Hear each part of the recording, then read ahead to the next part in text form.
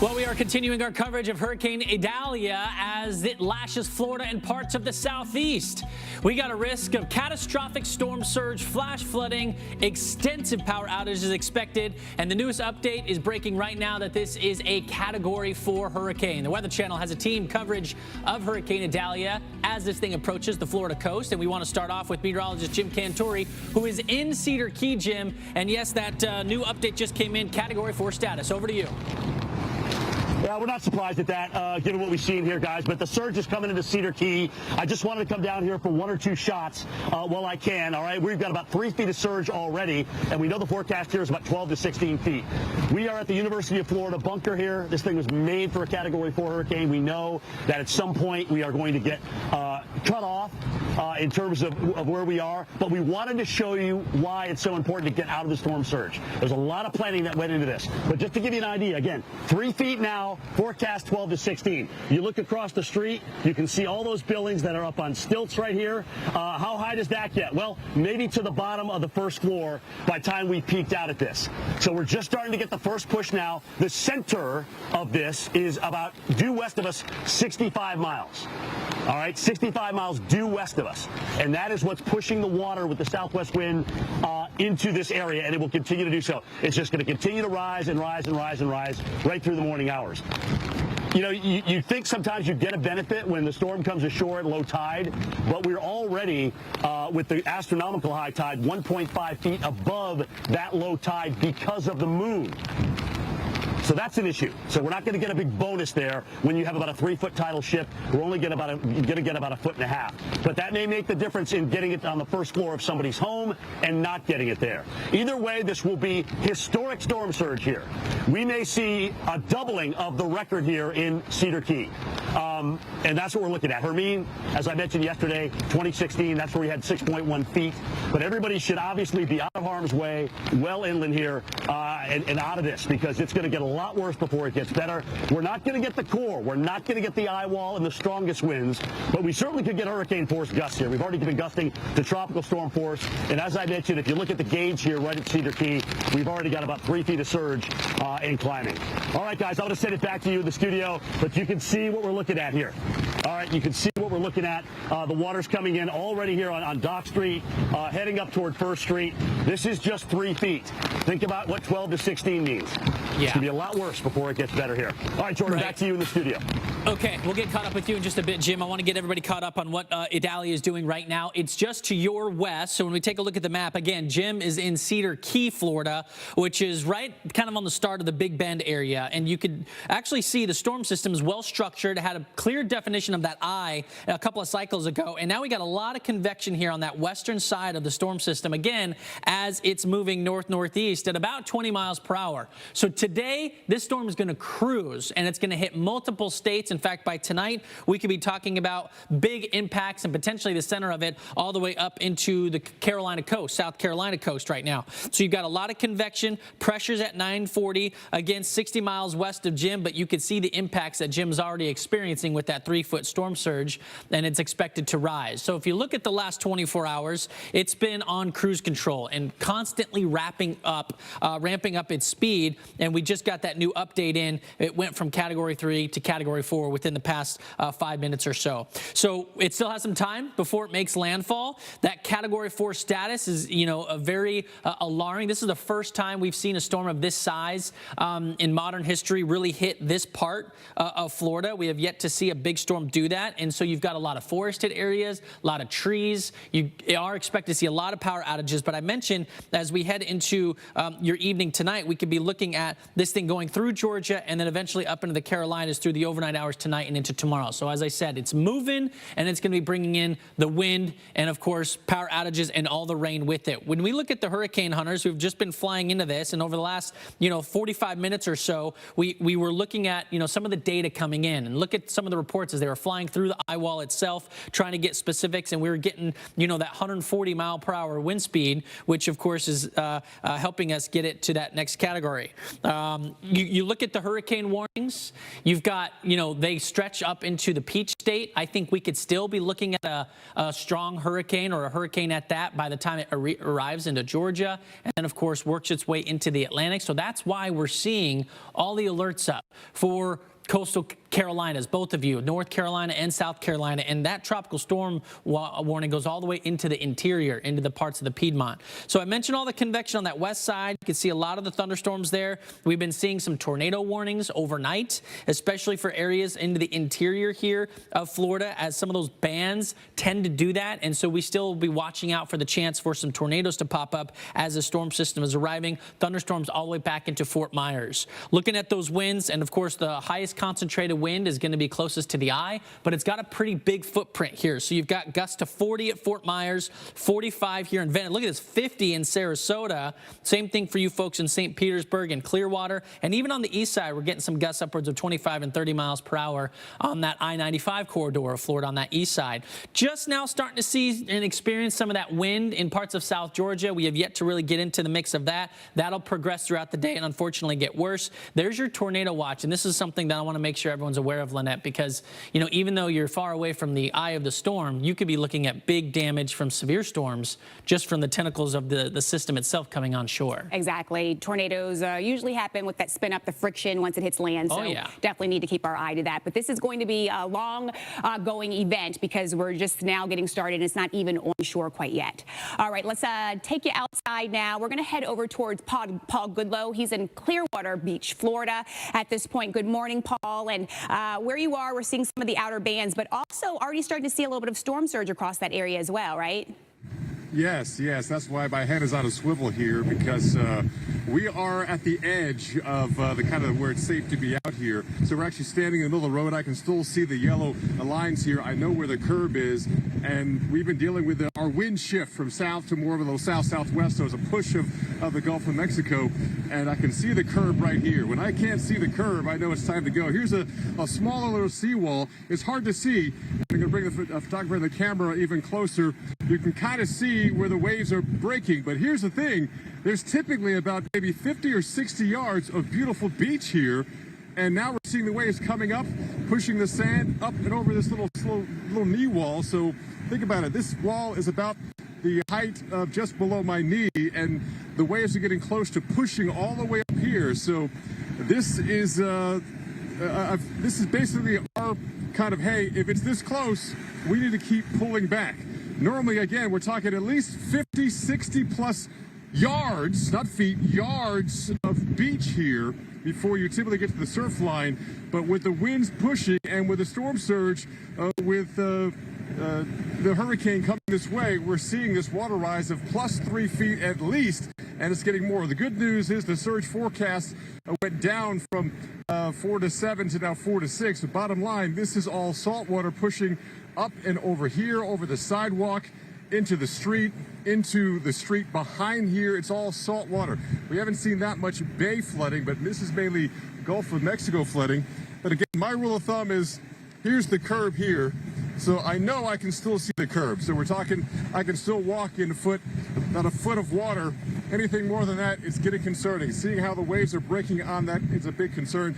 We still have high ground behind us here that we can still retreat to. So the important thing is have a safety plan. At this point, the sun is not up. We're still about maybe 2 hours from that. We're also about maybe 6, 7 hours from the next high tide. So here's the thing. The center is still passing us and slightly just north of west from us.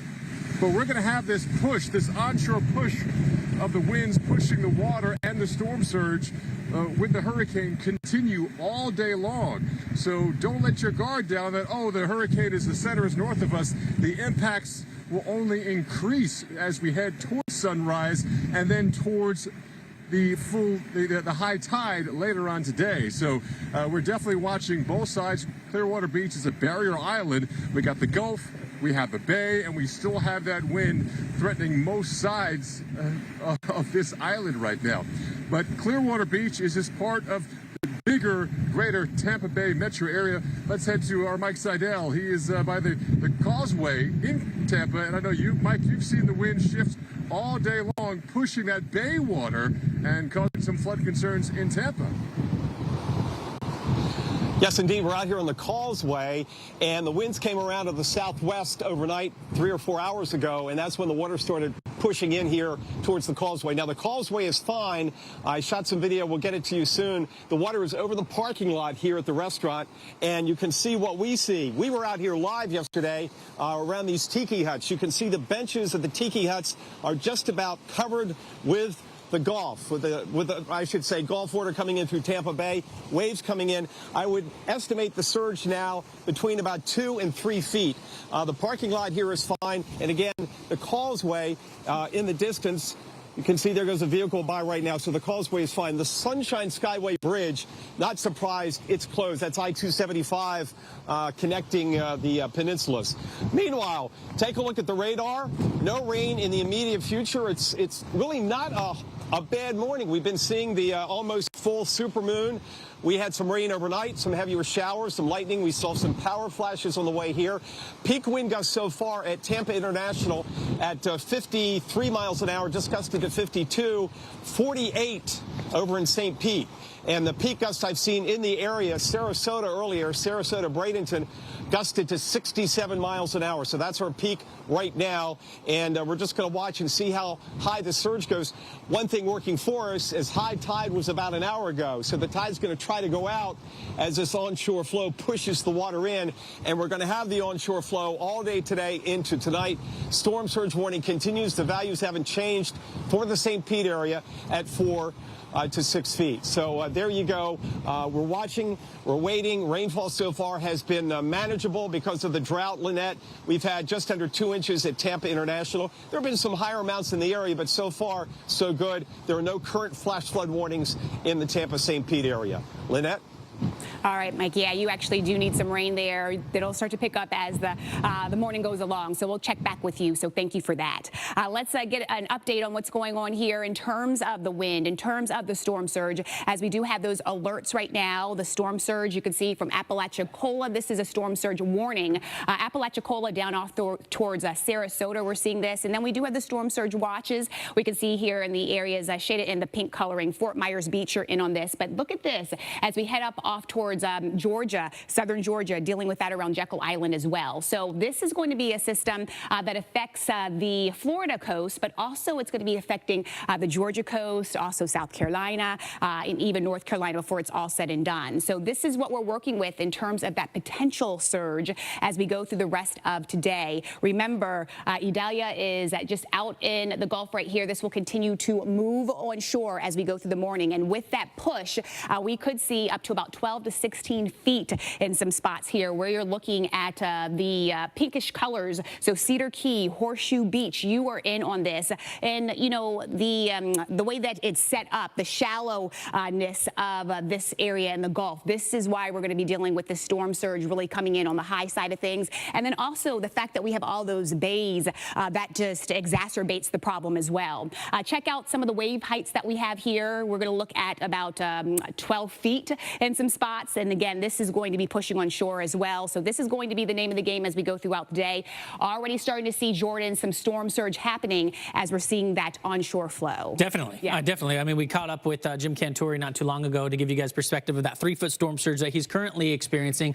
So let's get it back out to him. Jim, the storm is about 60 miles to your west, but you're still technically in that front right quadrant, which you'll see the brunt of the storm itself. Right. Well, that's the problem, Jordan, is you have a bowl up here in the Big Bend. Plus, it's flat. All right, so you get this bowl, and then it's flat. So the water just piles up on that and has no place to go. It's even you're going to have storm surge west of the center. All right, we talked about that yesterday, all the way over to Apalachicola, just because of the push and the enormous amount of water. By the way, we're at 4 feet now with the storm surge. Our gauge is at 7 feet. If you look at where mean water is, it's supposed to be at about 294. So you've got over 4 feet of storm surge right now, and here's what it looks like. All right, let's take you out here. And I just decided we're done in terms of down there because there's already water coming in. We knew we would be cut off at this point, which is what we are. You can see where the water is. Across the street, those pilings are about 12 feet high. high. That's going to be a good gauge as to if we get to that 12 and 16 feet that's forecast. But look to the left here a little bit. There's a hotel that's right on the ground. That is probably going to go completely underwater. You can see where the water is already in that, about a fifth of the way up the door. And then, Brad, look across the street. Now, these are homes right across the street there that are not on stilts. Okay, so there's a little bit of, landscaping and whatnot in front of these, but now you're talking about 4 or 5 feet. We know we're going to get there. So you add another 4 feet on top of that, we'll be at 8, and so you're definitely threatening the first floors of some of those buildings. So it's kind of a good perspective here at where we are at the Nature Coast Biological Station here from the University of Florida. This place was built a couple of years ago for a Category 4 hurricane. It's high, it's all concrete. We've got 3 levels here, and it goes up and up as we go on in time. That's what we're going to do as well. So right now, guys, again, sitting on the 2nd floor here, probably about 20 feet up at this point, looking out and watching the surge come in from very, very dangerous Hurricane Idalia, a Cat 4 hurricane with 130-mile-an-hour winds. First time that we've ever had 2 majors in over 200 years.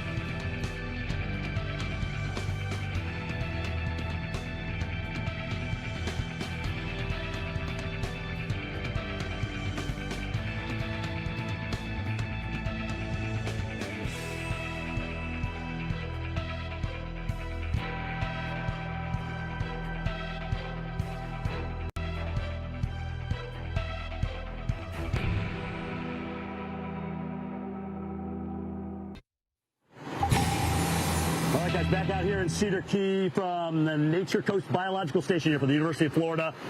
Built to withstand a Category 4 hurricane, but not the surge. That's coming in. All right, we're already at about 4.5 feet right now. And you can see, this building pretty much right next door where the water is coming in. And we do expect that building to be mostly underwater, except for the top tin roof. All right, we'll see how much of that's left by the time we get to 12 to 16 feet. Brad, looking across the street, the buildings there, you can certainly see the water that's come in. It's come up across First Street here, which is where we are right now. All right, and we certainly knew that was coming. The record 6.1 feet. That was back in Hermine in 2016. We could double that. We could easily double that. All right, so people here definitely cut off as we knew we would be. But guys, we wanted to show you what big surge was going to look like here without being in the eye wall, which is going to be off to our north and west. That said, we're still getting tropical storm winds, and we're still getting a heck of a water rise. As the sun comes up, we could see double the water that we have now. All right, and certainly as we go on through the morning, we go through low tide and then start coming back out toward the high tide this afternoon. And so it'll be interesting to see where those two merge. In other words, the storm surge and the high tide, and that's what we're looking at. Again, we've had gusts here over 50 miles per hour. Looks like there's a tree down up the street, but it's too dark to maybe see that at this point. We're just going to have to wait till first light. It's obviously early, and we're starting early as a result of that. But water continues to come up here. We've seen very little debris so far, and that is a good sign. But, guys, that is going to change. All right, we know that because you're going to start seeing the water overtake the power of the structure. If it's up on stilts, that's a great thing, which is where we are on concrete stilts. Across the street, some of these are wooden, some of these are concrete, as high as 12, maybe 13 feet high. But some of these homes that are closest to the ground, that's a big different story. All right, Jordan, back to you. Hey, Jim, real quick, I don't know if you can hear me. I know it's loud out there, but we know Cedar Key was one of those spots that was asked to evacuate. Do you happen to know how much of that island actually did listen to the orders and leave? I think a good bit of it. I mean, there's some people on this island that are at 20, 25 feet. And first responders and things like that, we know they stayed because that's where we parked our cars. We're up, we parked them up 20, 25 feet. We know that for sure. So we do have certainly a crew of first responders in through here, but nobody on this street, which, by the way, in the last 10 minutes, we've lost power now here. So, that's never a good thing. But we've still got cell service, and we can still bring you, what this thing is doing in terms of the storm surge. We're not going to get Category 4 winds here, but if you are in Perry and those areas like Steinhatchee, definitely get ready for a heck of a blow. The water's already coming up there as well, and it will continue to do so. Again, Jordan, as we were talking about yesterday, it is not just a coastal event. This thing is heading in. Tallahassee's east side, Valdosta, certainly get a hit here as this major hurricane will start to wind down once it comes ashore. Over to you. All right, so let's talk about where it's going real quick and just give you guys some perspective. If you are on the coastal side of Georgia, even the southern edge of the state, of the Peach State, and coastal Carolina, South Carolina, and North Carolina, notice the track takes the center of it into your territory. But we could be feeling these conditions all the way back towards Macon, Augusta. We've got the alerts up for good reason. Power outages could even spawn outside of the center of the storm itself. So just be aware of that. I think that's going to be a big issue. Storm surge is expected here as well, and it looks like we could be looking at a storm surge anywhere from 1 to 3 feet from North Florida, right there at St. Augustine, all the way up into Hatteras, North Carolina. But there is a section here, specifically in South Carolina and coastal Georgia, where you've got a 2 to 4 foot storm surge above normally dry ground. So we got to watch that specifically for all of our beach locations and our beach friend. I'm thinking about Folly Beach and, of course, Tybee Island. Hilton Head's another place. I got family staying there, so that could be a problem. And then all that wind will be likely causing problems as the storm system works its way throughout the day today. In the meantime, we do have other live coverage out here in Florida for you to give you perspective what the storm is doing. Let's get it over to Paul Goodloe in Clearwater Beach, Florida. Paul? Hey there, we're still dealing with the surge here, getting higher and higher slowly but surely. Now it's closer to 3.5 feet of surge, and it continues to rise. And we're normally about, say, 60, 70 yards from the edge of the ocean, and they've even pulled back the lifeguard stands. This one, number 3, is starting to kind of lean. Think about if you ever stand at the water's edge, the waves are kind of lapping at you, and your feet start getting covered with sand. The same thing, the wave action, the relentless push of the ocean because of Hurricane Idalia now starting to kind of erode some of the sand around this. Hopefully it withstands, but here's the thing. The winds have just turned to onshore. They will continue. Even though the centers will pass us, we knew that we're going to be on that right side, so we're going to have hours upon hours today of that push. So the surge is beginning, and the sad thing is we're at low tide. The tide now is turning to go to high tide with the full moon, king tide, and the storm surge. It's going to be interesting here in Clearwater, the Tampa Bay area, all day long because of landfall of major Hurricane Idalia.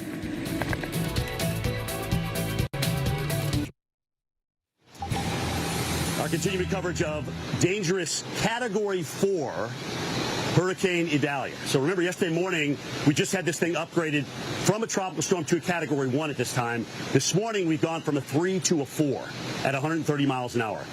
We expected the rapid intensification yesterday. That's exactly what happened. That continued into the night. There's a lot of lightning in and around the eye wall, which shows that this thing still has room to see a pressure fall, and pressures were falling from the hurricane hunters when they put out the new 5 o'clock advisory.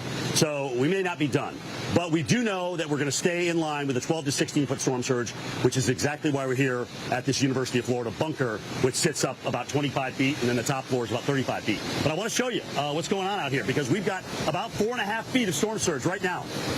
All right, you can see it. Winds are gusting occasionally, 35, 50 miles per hour. We're not going to get the Cat 4 winds.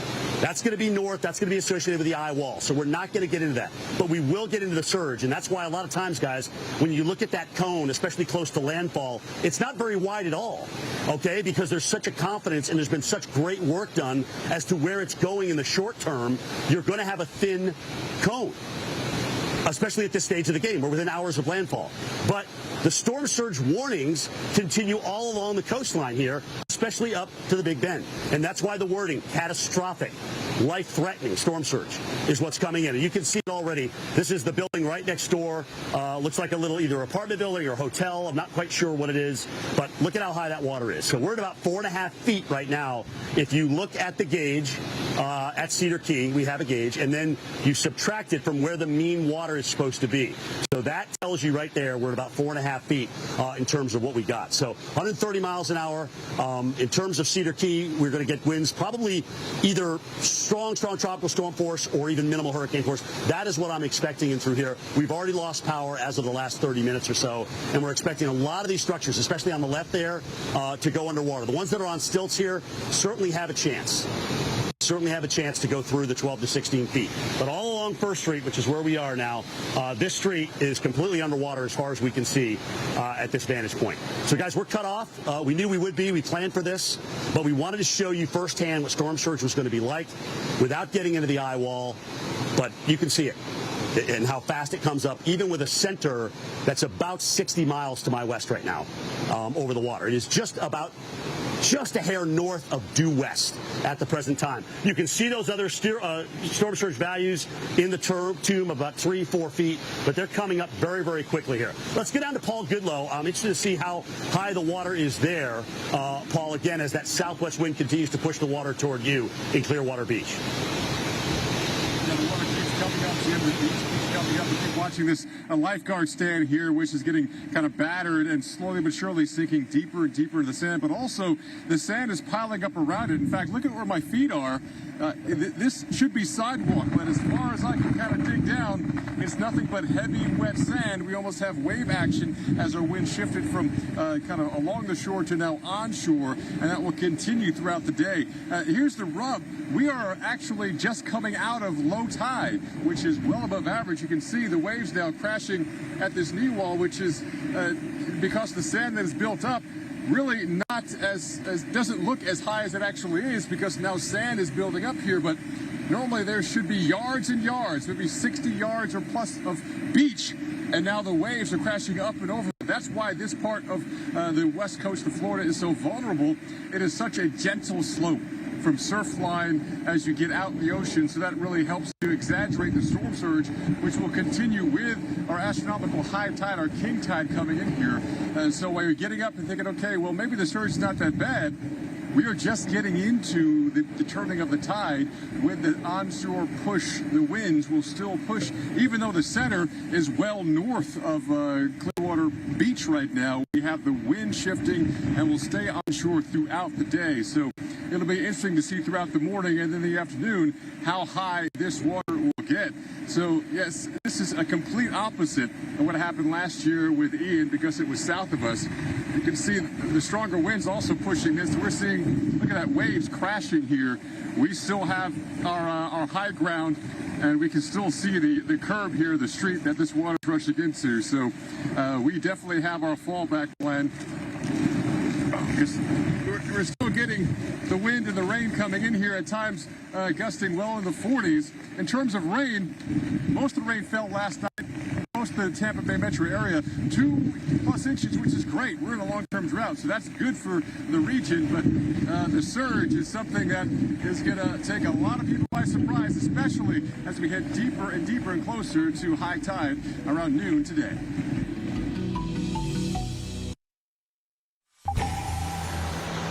Hey, good morning. Our continuing coverage of Hurricane Idalia. Not out in it, and here's why. You can see as we look out here, we've got storm surge coming in somewhere in the tune of about 4 feet or higher at this point.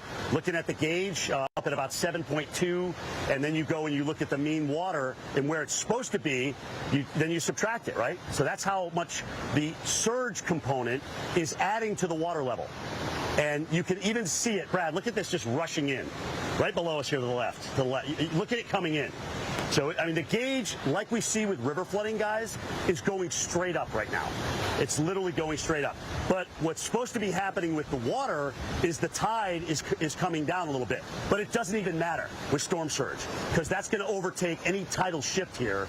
And the fact is, we've got an astronomical high tide. So where we would have maybe saved 3 feet, we're only going to save about 1.5 feet out of all that. All right, storm surge has no friends at all. These houses across the street on stilts, you can see the water now coming under there where you would normally park your cars and put, boards, canoes, things like that you use here in the Gulf. But now that Gulf of Mexico is now entering the garages. We go to the left and it's a different story.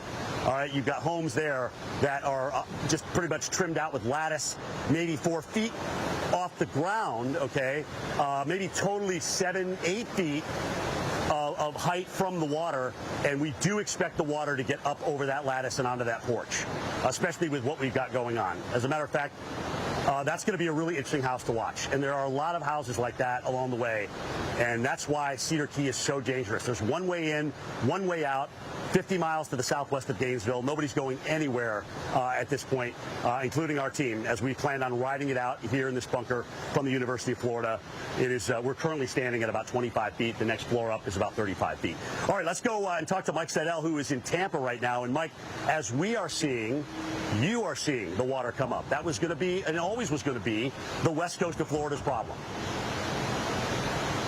Yes, indeed, with that southwest wind coming in just a few hours ago, so we're getting the push across Tampa Bay, and you can see here at the restaurant, this is where we were yesterday. This was not, there was no water at all.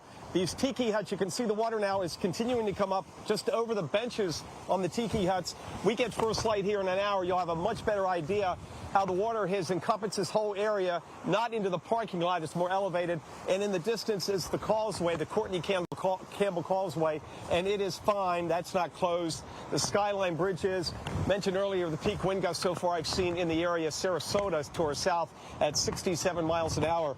Right now, we want to go out to the beach town of Treasure Island. That's out there between St. Pete Beach and Madeira, and bring in their Fire Chief Trip Bars. And Trip, I've seen there have been some power outages in Pinellas County, minimal so far at about 4,000. What can you tell us about the situation out there on the Barrier Island this morning? Yeah, Mike, good morning. About 1 o'clock this morning, we started seeing significant storm surge activity on our Barrier Island. We've had about 3 to 4 feet throughout the island as hampered EMS and fire responses. At one point, we even had a washover where water from and waves from the Gulf of Mexico met up with the intercoastal waterway on the other side. So is there sand and water on the highway there, the coast highway? There is. Our main north-south thoroughfare is Gulf Boulevard. It's still currently under about 3.5, 4 feet of water, so we're having trouble getting out to check on folks who chose not to evacuate, not to heed that mandatory evacuation order. We're getting out there as best we can with our high water vehicles and shallow draft boats, but it's been a difficult night for us, and we're still working through that. And what about the power where you are, and what do you know about the power out there on the Barrier Island? So in Treasure Island, we've got just over 1,000 people without power. We've had about 7,000 residents. We're hoping most of them evacuated. We did clear the hotels yesterday, so thankfully we don't have the visitors. But yeah, it's going to be rough when we see. We've definitely got water in homes in the southern part of town. We had a structure fire this morning. The crews had to fight fire from waist-deep water, and there were power lines down, so it's been all around a rough situation. Okay, Fire Chief Trip Bars from Treasure Island, thanks for the update. Hang in there. It's going to be a long morning into the afternoon because the wind's going to stay southwest, and I want to tell you where exactly we are to give you an idea. We are about 20 miles as the crow flies due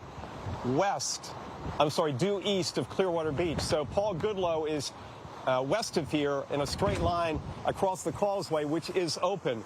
So at this point, we're just going to keep an eye on the water.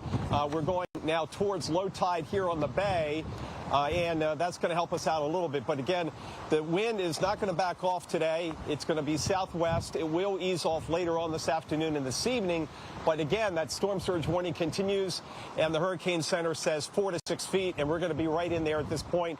I'm going to get an update on the Old Bay Tampa gauge and see how we're standing there and how that compares to storm surges in the past. In the meanwhile, Jim Cantore, Cedar Key in the thick of it, and we've got Paul Goodloe at Clearwater Beach as we watch Category 4 Hurricane Idalia heading for a landfall up on the Big Bend later on this morning. Continuing coverage. Stay with us on the Weather Channel.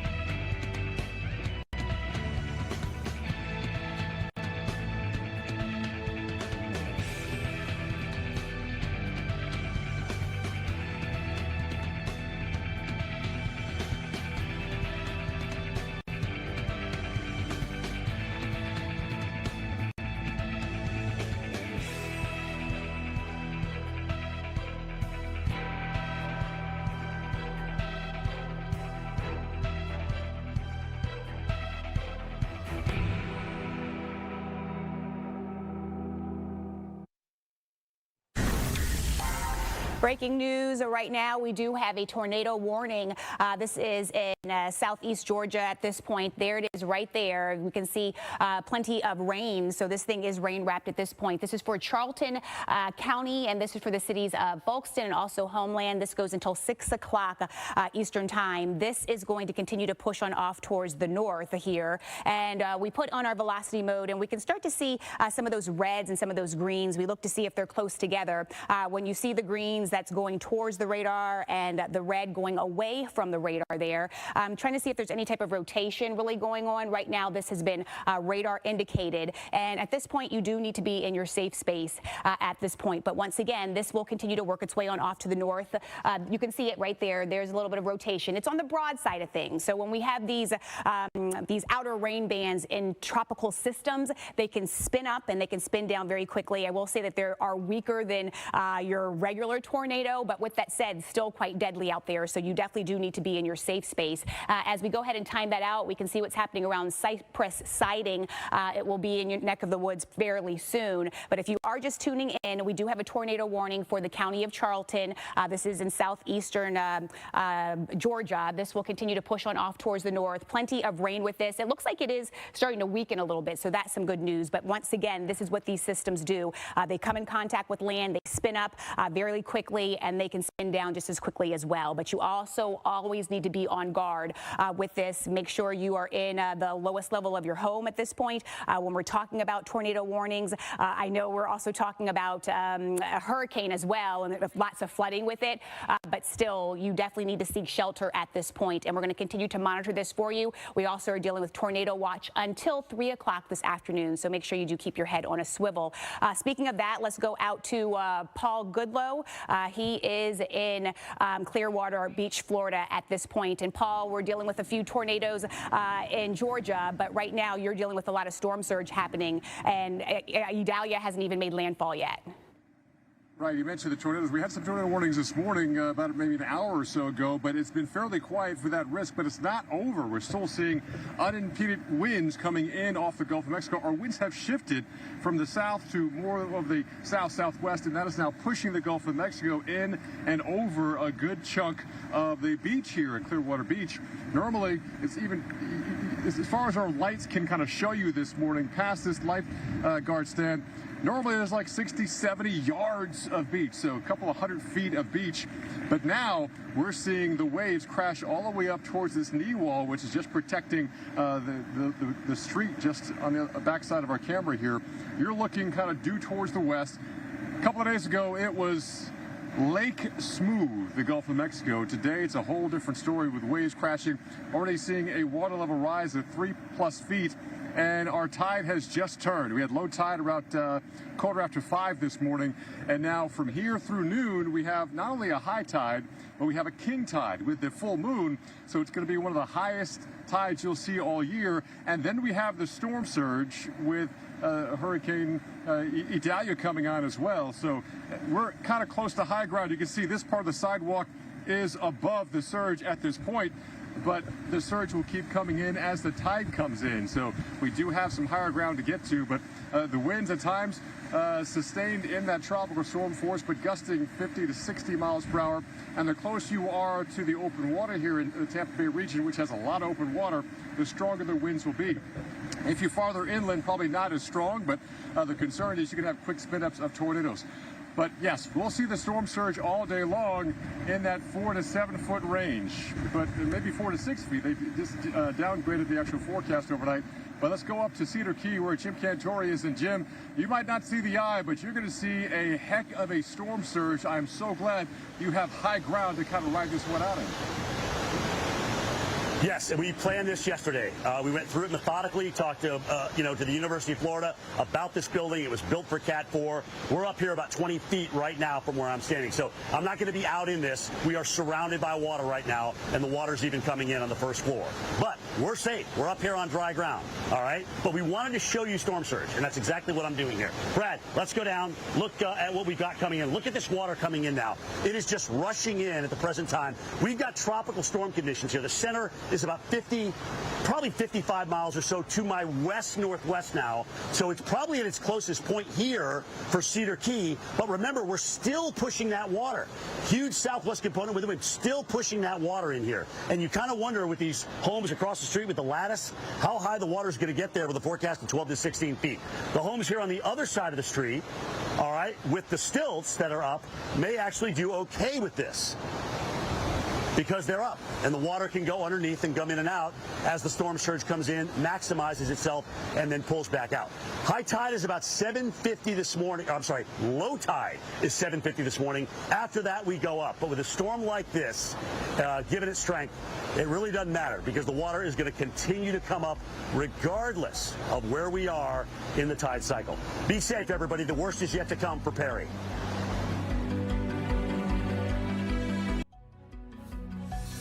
Good morning, everybody. Well, Idalia still a Category 4 storm, or updated a Category 4 storm within the last hour.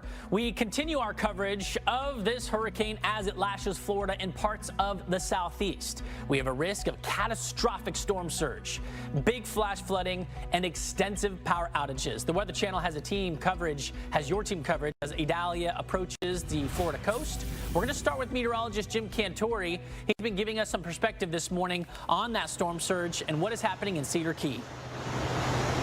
Yeah, well, you'll notice I'm not out in it because we're 20 feet up. Because we're watching the storm surge come in, okay? Let's just take a look at this here quickly, and you can see it literally coming in like a river. The Gulf of Mexico is probably 100 yards to the left of this camera that you're looking at, and you can literally see it coming in. This hotel down to the south, obviously boarded up, but it's all about the water coming in. And by the time we top out, we're at about 4.5 feet now, maybe up closer to 5 feet in terms of, the water that's just come up above mean tide. You're talking about something that could be on the top of that roof. All right, and that's going to play a big role into what we see in through here. Hey, just a quick look, though, because we're probably at our closest point to the storm here, 55, 60 miles. And you're going to see hourly updates come in from the Hurricane Center. But I want to show you this camera up at Perry, which, may take the eye wall. We're not going to see that here. We're going to take tropical storm force. This is Peak's camera. You're going to be able to see that here come up in just a second. And as it does, it's starting to go downhill in a big hurry there. So they're going to get not only storm surge, but they're also going to get very, very strong winds. That's the direction it's heading, and we expect things to go down. Now, it says the height of Perry is 49 feet.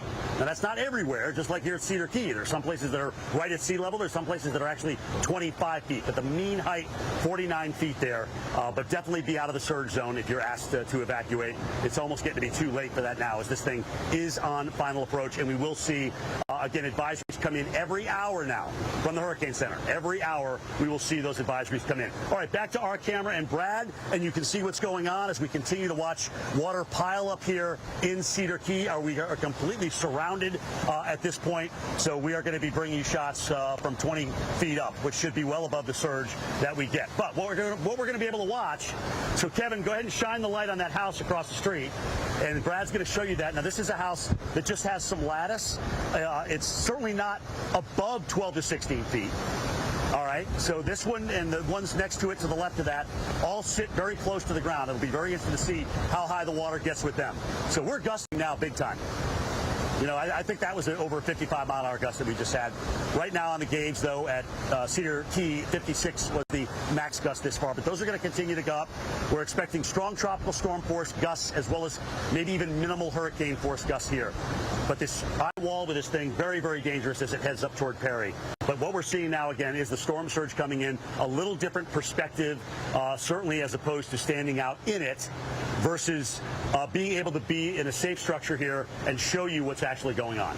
All right, we're not going to take the Cat 4 winds here. So this is a very strong building. It was built to withstand Category 4 conditions, but not surge. The water's still going to come in, and we know that we're cut off now as the water's coming in on the first floor. We'll show you that a little bit later on, but I wanted to show you what's going on here this morning with this water coming in, because you can literally go 5 minutes to 5 minutes, and the water is changing height as we speak. Brad, let's try and walk around a little bit. Kev, move aside. Let Brad swing around you a little bit because he is showing this. This is actually let's show you. This is the balcony we're at right here. All right, we got a generator down below, plenty of gas to power that, but we're up high. We're up here at about 20 feet. But it is certainly weird standing up here surrounded by water, which is exactly what we are. Homes across the street, a little different story. 12 to 16 feet surge means that we'll see how high that gets because some of these stilts are sitting probably at about 12 feet. Now that's just above the ground. They're probably more like 3 feet, if you will. Where are you talking about, Steve? They're not turning down the street. The street, there's no way you can be out on that street because we got 4 feet of water there. There better not be any vehicles coming down this way. There are some, certainly, that are roaming around where it's a little bit higher, and we do know that there are some amphibious vehicles in-house, if you will, but every vehicle, including the higher vehicles, are sit at 25 feet right now, which is where we parked our vehicles as well. We know the water's going to come up. We know it's going to come down. If we have to, we'll walk out of here, but what I'm hoping for is for the folks at Cedar Key is we don't have a lot of debris. We don't have a lot of structural damage in through here. But when you're talking about this kind of surge component and homes that are going to have at least their first floor in that, you could easily get that. All right? Hopefully the water will just come up and down and we won't have a lot of damage. That's my hope for this area because we know it's going to come up. But the problem is you've just got a lot of wind bringing this water in, and it's going to continue to rise from this point forward. Almost at the time of low tide here, guys, coming up at 7:50 this morning, but it doesn't really matter because you've got such a push coming in. All right, let's find out what's happening down at Clearwater Beach. Paul Goodlow dealing with the same thing we are. Again, this tropical storm conditions, but nonetheless, Paul, it doesn't matter because we knew the water was going to come up there as well as up here. Right, because again, these hurricanes, like even a Cat 4, Idalia, it's not a single point. Yes, we track that center, but there are weather fields, and look at what the weather's doing here at Clearwater Beach. We're at this kind of a restroom snack shack area here, which typically is 60-plus feet away from 60-plus yards, maybe 70 yards from the surf line, and we're seeing waves now crashing up to these stairs. There's at least 2 missing stairs right now. I'm not quite sure where that wood is from, but you see the waves now kind of lashing at here, so that's that push of the water.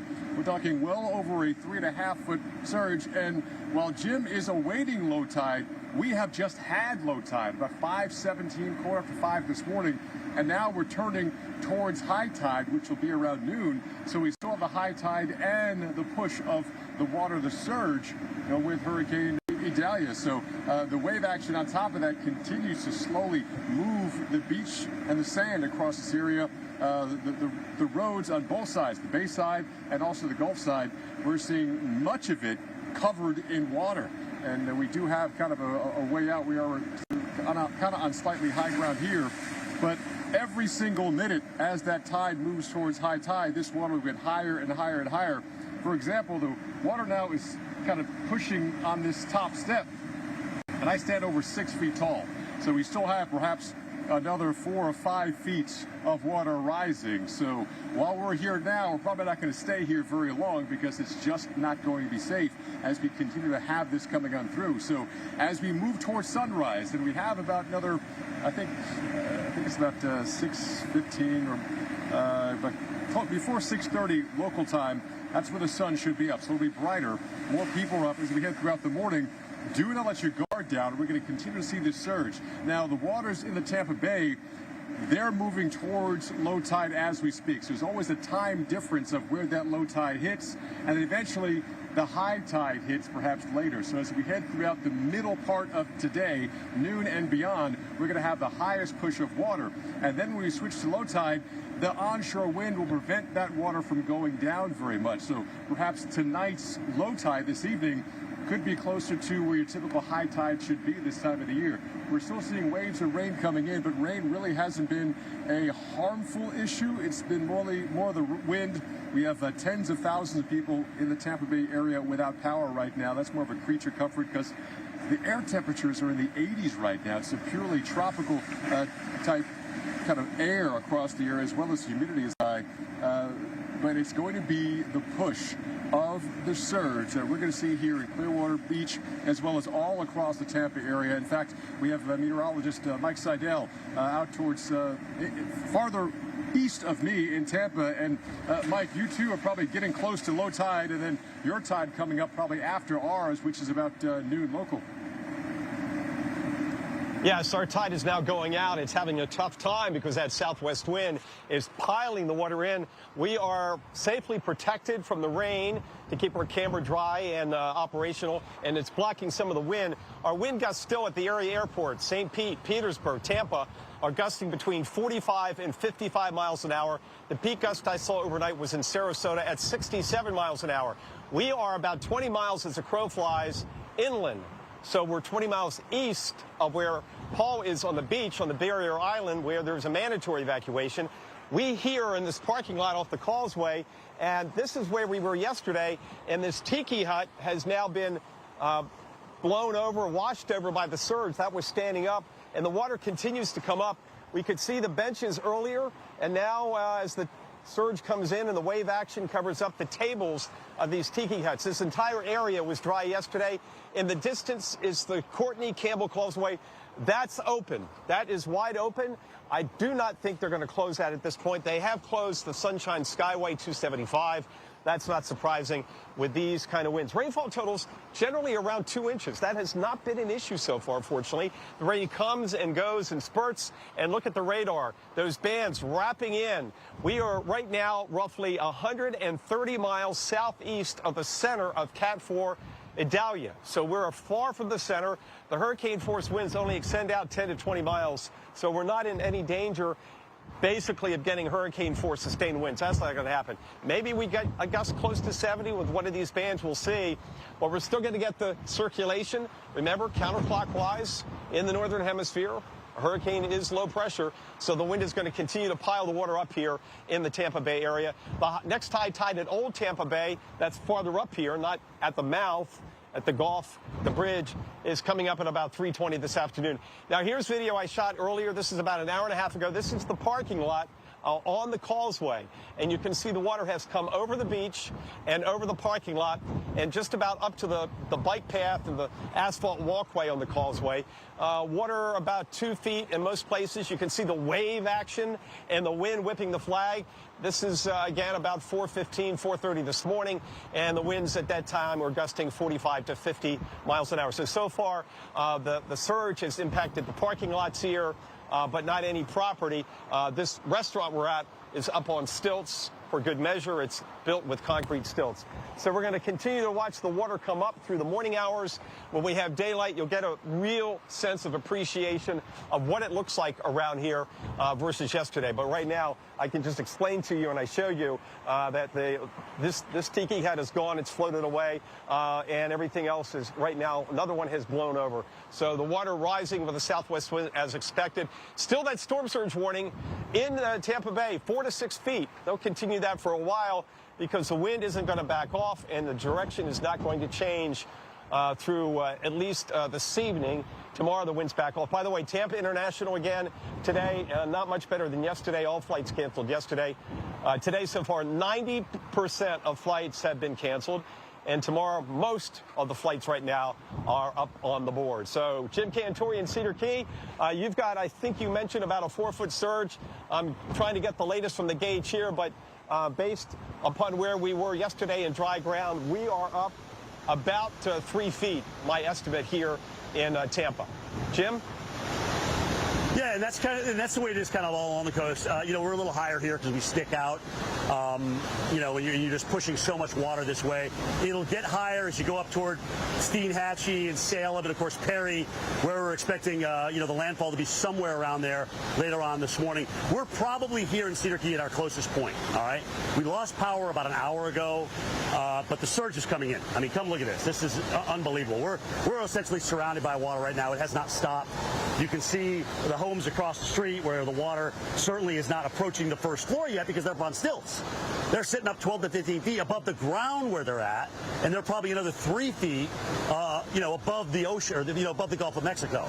So that obviously makes all the difference in the world. But you can literally see the surge coming in. Go down to the University of Florida sign, Brad. I mean, it's just coming in waves. Just coming in waves, and it keeps piling up here. We're probably close to 4.5, 5 feet right now in terms of, total water rise. When you look at where the gauge is supposed to be as we approach low tide right now, and then you look at how high the water is on the gauge, you subtract the two, and then you've got that water rise. And that's the storm surge. That's the storm surge. All right, guys, let's walk over to the left here because I want to show everybody this hotel and then some of the homes that are across the street that aren't on stilts. You can see, again, it coming in between the two buildings here, looking like a river. It's got a little frothiness to it. That is storm surge.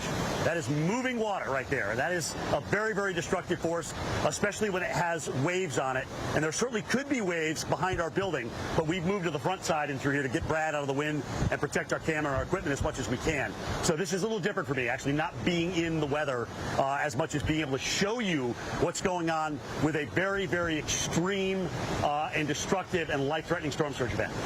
All right, but we're 25 feet up right now, and that's why we chose this building. We know we're going to get trapped here, but we're going to have to wait till the water comes down. All of us, Mike, Paul, myself, even Reynolds to an extent later on in Perry, will see the sun later on this afternoon because this thing is actually accelerating as it's heading off to the north and east. And we have, just a few hours to landfall. But we're gusting 50, 60 miles an hour here. The homes across the street, again, that aren't on stilts, certainly threatening to get water into the first floors and really the only floors of those homes. And there's a lot of them here, which is where we are on First Street. So, guys, we're going to watch this come in as we're going to take you through it. We lost power about an hour ago. Low tide, 7:50, irrelevant because the water continues to come up. But the winds are howling around this building here, which is the Nature Coast Biological Station from the University of Florida, where we have coordinated our coverage with them in terms of what we're going to do here and positioned ourselves well above the surge so we can show you what happens. This building, built to withstand Category 4 winds. We know we are not going to get that. We are not going to get the eye wall here, but we are getting the surge. And by time all is said and done, we'll see if it's 12 feet or 16 feet, which is the forecast for so many. Be safe, everybody. We'll be right back.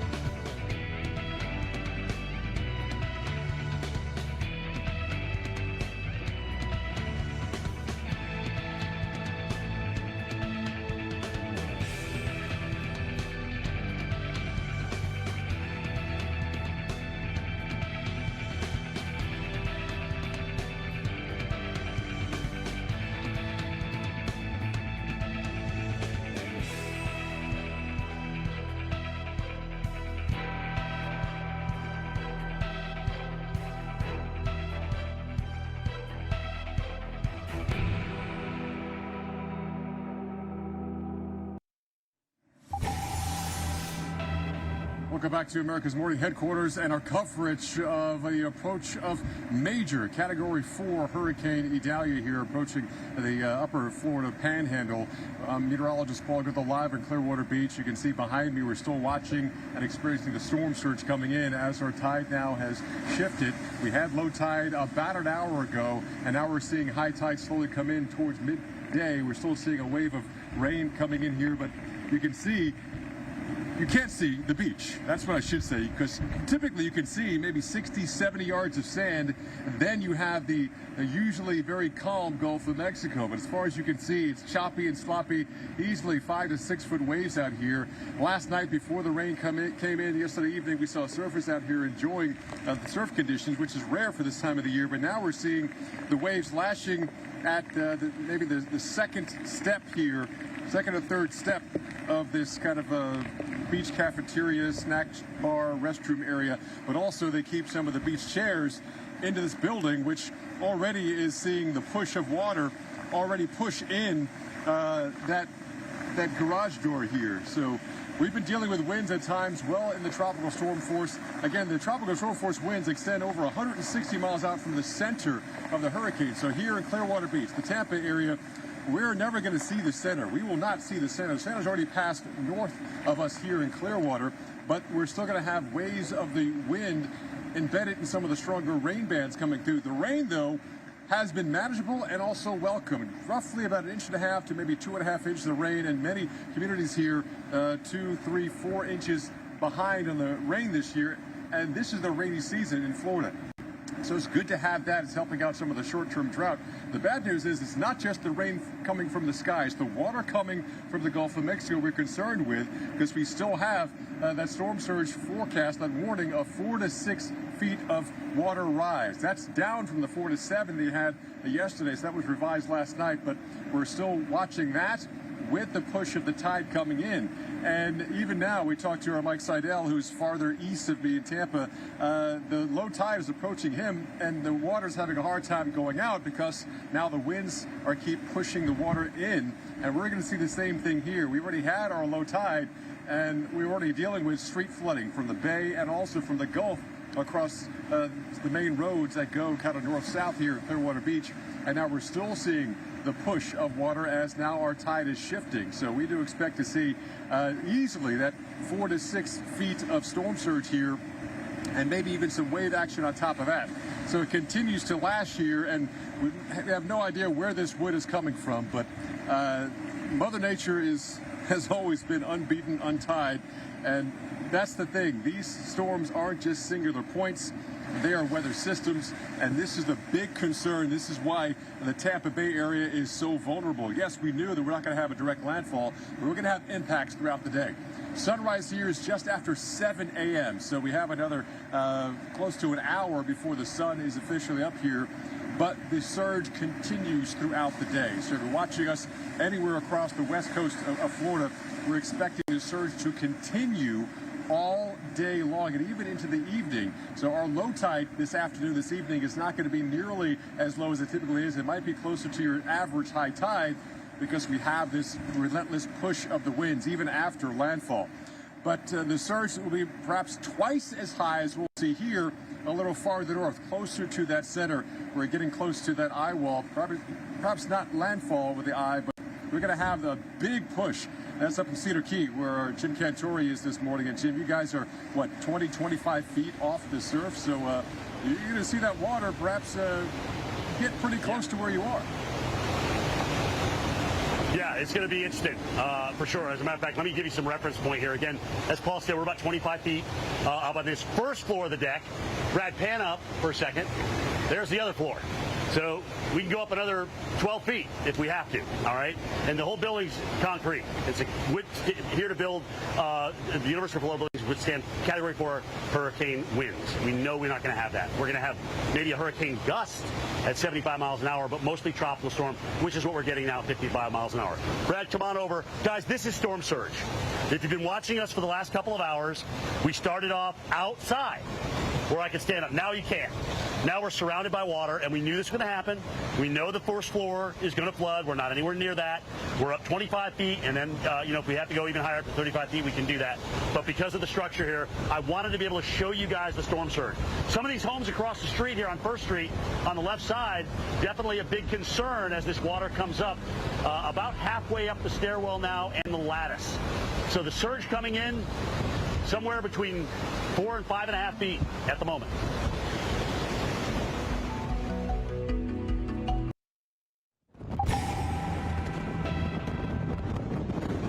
Again, guys, continuing our coverage of Hurricane Idalia as it's a major Category 4 hurricane with winds of 130 miles per hour. There's never been a time, actually, since the 1800s that we've had two majors at one time on the Atlantic Basin. It's kind of hard to believe, really, when you think about the Atlantic Basin and all the hurricanes that we've had. But this is the first time that we've seen that. You have Franklin and, of course, that as well. So looking at Perry, Georgia, right there in the shot. This is where Idalia is heading. We know it's heading that way. So the water's going to come up and the winds are going to get stronger. You're going to take the eye wall, likely. That's where the strongest winds are. Within that tiny eye wall, that's where you're going to get the gusts to 130 miles per hour. So destructive winds and destructive surge combined. We decided to ride it out here in Cedar Key because we weren't going to get that. We're getting, strong tropical storm force, maybe a hurricane gust, but what we're seeing is this right here, the storm surge coming in. And now what's really been interesting since the last time we talked to you guys is now that the water is high enough where you're not getting that land interface with the Gulf, the waves are just free to roll in. So look at how many more waves we're seeing now coming in around this area. And I'm using this door over here, Brad, as kind of a gauge, as to the water going up. You can kind of see the doorknob right there. And we've had a couple of waves roll over the top, almost like that one did, of the doorknob. So it continues to come up. Let's go across the street because I want to show you a couple of different types of structures. One where, you've got lattice, a much lower home, stairs up to the main floor, the living center of the home. And with the forecast of 12 to 16 feet and the fact that we're sitting here now, maybe somewhere around 5.5 feet, we got a long way to go. All right? We got a long way to go. So it's homes like that, obviously very concerned about getting the water inside and then even getting into some structural damage. So we're going to step back, let Brad pivot a little bit because there's another set of homes that are sitting on stilts. And those homes are up probably about 12, 15 feet. All right, and you can see where those are in relation to the storm surge. So water's underneath that, which is why they're on stilts. They're meant to be there. That doesn't mean you're safe in the home, all right, because, you certainly could see wave action come in, but we're in a bunker with concrete all the way around it. This thing's made to withstand Category 4 conditions. We know we're not going to get near that in terms of the wind, but we thought we could show you water coming up, how high it gets. Hopefully no structural damage, but we may very well see that, especially with some of these homes as they continue to get weakened by water and now waves, frankly, that are coming in. And once we get out of here, obviously we'll be able to get the full light of things. But speaking of light, we may very well see the light from the sun a little bit later on today as this moves ashore. So we showed you Perry first. This thing's on final approach, all right, into that area of the Big Bend. We're down here on the south side, and the storm is now moving to our northwest. So it's at its closest point, about 55 miles or so. We're closing in on low tide, but that doesn't matter with this situation. But once we get out of low tide, the tide starts to go back up again. So you're getting that in addition to the storm surge component from the storm. And as long as these winds are off the Gulf of Mexico from the southwest, we're going to continue to see the water pile up. So that's where we frankly get into the 12 to 16 feet. We're expecting that later on this morning and early this afternoon. But as the storm pulls away, begins to weaken, maybe wrap some dry air into it. At times, sometimes we're even rain-free here, and we're on, granted, the protective side of the house or the structure here, but we could easily see the sun a little bit later on this afternoon. But guys, this is going to be a very, very destructive storm. Salem, Steinhatchee, certainly Leedy County, which is where we're at here, which is where you find Cedar Key, and where we're getting winds gusting into the upper tropical storm force range, according to the gauge at Cedar Key. So we can watch the water come up. The tidal gauge up now approaching 8 feet, and where the tide should be is, more like 2.5 feet. So you do the math there, and that tells you how much water rise that we've had, surge in this case, from the storm. And it's going to continue to pile up here. So, batten down the hatches.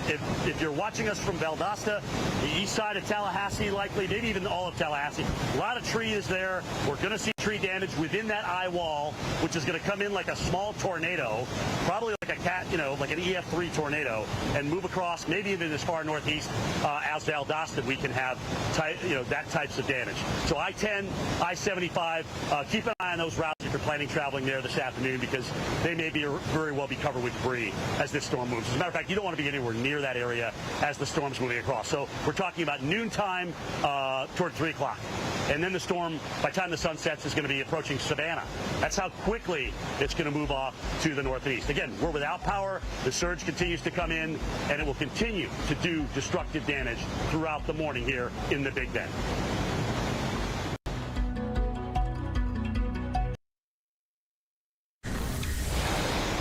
Continuing coverage, very, very dangerous Hurricane Idalia. It's a major hurricane. And now, look, we have a high wind warning out for That is Dixie and Taylor County. That's Horseshoe Beach. That does include the Perry area closest to the water. You can see the center of circulation is approaching the coastline. You can see where we are down in Cedar Key. We're just outside of that high wind warning. We knew that. This is an extreme wind warning, so they're talking about hurricane gusts in the tune of 110 to 130 to 140 miles per hour. That means destruction with the wind. So you guys are going to deal with not only the wind, but the storm surge.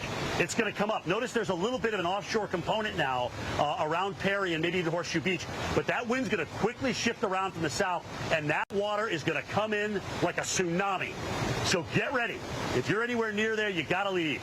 And I would imagine a lot of you are going to be losing power very, very quickly here as this comes ashore. All right, let's go to the Doppler radar. You're looking at the camera, by the way, out of Perry that Pete's got for it. Look at how conditions have changed at Keaton Beach. Big difference there. Let's go to this radar. I want to see if we can see the wind. Remember, we use these radars for different things besides reflectivity, which is what you're looking at there. But when we look at the radar and we ask it to do different things, like, is the storm rotating? What are the winds within that storm? We can actually get that data from it. Do we have the radar, guys, out of Tallahassee to show this? I want to show everybody the wind, and I want to query the wind coming in. There we go. All right, let's look at it. Jillian, if you could, query that wind right near the eye wall, which is just off the coast, that darkest blue there. I want to see what kind of wind. Now, granted, remember, Tallahassee's radar is going up at a half a degree. So this is not looking, right at the ground. But you can take a good bit of that and think that extrapolate it down toward the ground. It's also probably not the strongest winds within the eye wall. But go in a little bit closer toward the center and just kind of move that query around, and let's see what kind of numbers that we get, because sometimes you can't find the exact spot. But the point is, guys, with winds over 100 miles an hour, there's 130 right there. Right there. All right? And I wonder how high the beam is. Maybe, I don't know, 1,500 feet at the most. So, you're talking very close to ground level, and that's what the hurricane hunters are finding. All right, so this is spot on in terms of a Category 4 from what we're seeing right there on the radar. That's why the extreme wind warning for this area. And that's what's coming in, and this gets oftentimes, especially with the eye wall coming ashore, brought down and translated to the ground. It may not be exactly that number, but it's going to be pretty doggone close. So again, guys, looking at that eye, we lost the eastern side of it a little bit, it looks like. It's not as good looking, but sometimes you're getting such tall towers on the western side of it, you're not seeing the reflectivity on the eastern side of it. So you would only see that if we looked at Tampa or Jacksonville's radar and Tallahassee kind of back to back, and you may be able to see a little bit better what's going on in that eye wall. But you saw from the query what's in it, right? We still got the wind, and there it is, 130, Category 4. Here in Cedar Key, we're getting strong tropical storm force winds. We've already, Brad, let's come on over. The surge continues to come in here. I looked at the gauge at Cedar Key. It was 8-1. So 219, I think, is low tide. That's where the water should be given no weather. All right, that's just the regular tide, 219. And it's high because of the moon. So now you look at the tidal gauge where it's measuring 8.1, and you're like, holy smoke, we got 6 foot of water rise. That's the storm surge, and it continues to come up. We could have a half or even close to a third of our storm surge right now. We got a long way to go here, guys, in Cedar Key, and a lot of homes that are threatened here.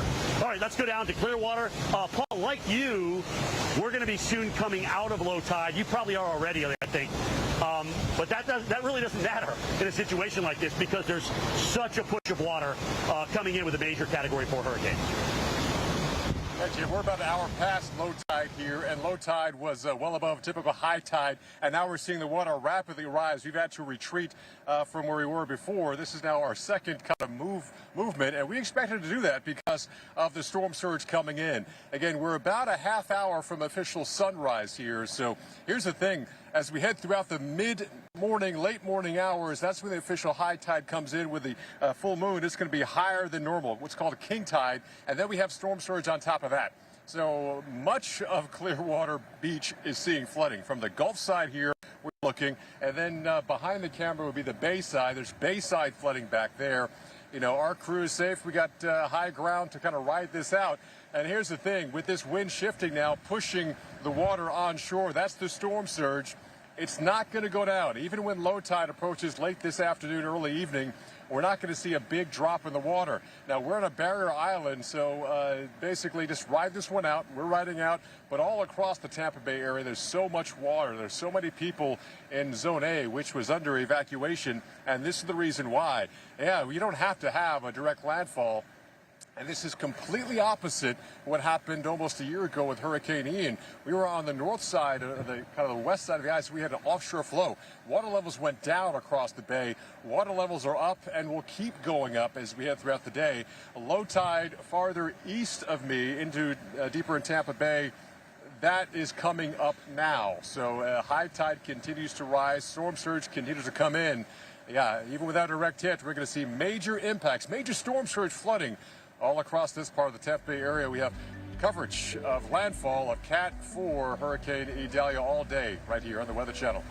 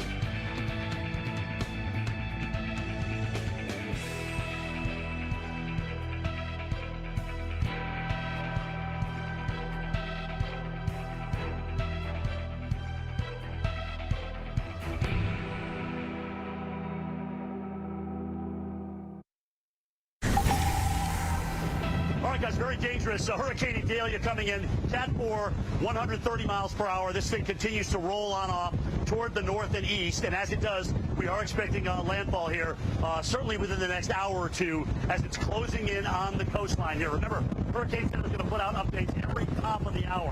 What's interesting is I can tell you from where that center is, now I'm at the side of the building here where we're getting the wind coming more off the water. So it's coming around, it's bending around more from the west-northwest right now. But I want to talk about this high wind warning here. This is for 100 miles an hour or greater. This is an extreme wind warning. It comes usually when you get a hurricane making landfall. This is Dixie and Taylor counties, and you can see the eye. It's disappearing from the Tallahassee radar, but it's still there. It's still there. You know how I know that? Because I can show it to you by looking at another parameter. This is the wind. We're going to switch the mode of the radar. Instead of looking at reflectivity, now you're looking at the velocity of the wind. And we're going to zoom into that eye. So Jillian, have Perry in there and zoom in. You can see where the eye is. Just because you can't see data on the east side, that doesn't mean there's nothing there, because there is. So let's show it to you. That dark blue area, 106 miles an hour. We're going to move that cursor around a little bit so that you can get Aquarius to other winds. And see where the beam is in Tallahassee? Remember, it's at a half a degree angle, which isn't much. But when you go out, dozens of miles, you're going up in the atmosphere. So we're probably around 1,000 feet with that 100-plus mile-an-hour wind. And that's why they issued that for Taylor and Dixie. That is what's coming in there. That is what's going to cause damage to roofs. That is going to cause tree damage. It is going to cause power lines to snap or come down as well. So you can't be in on that.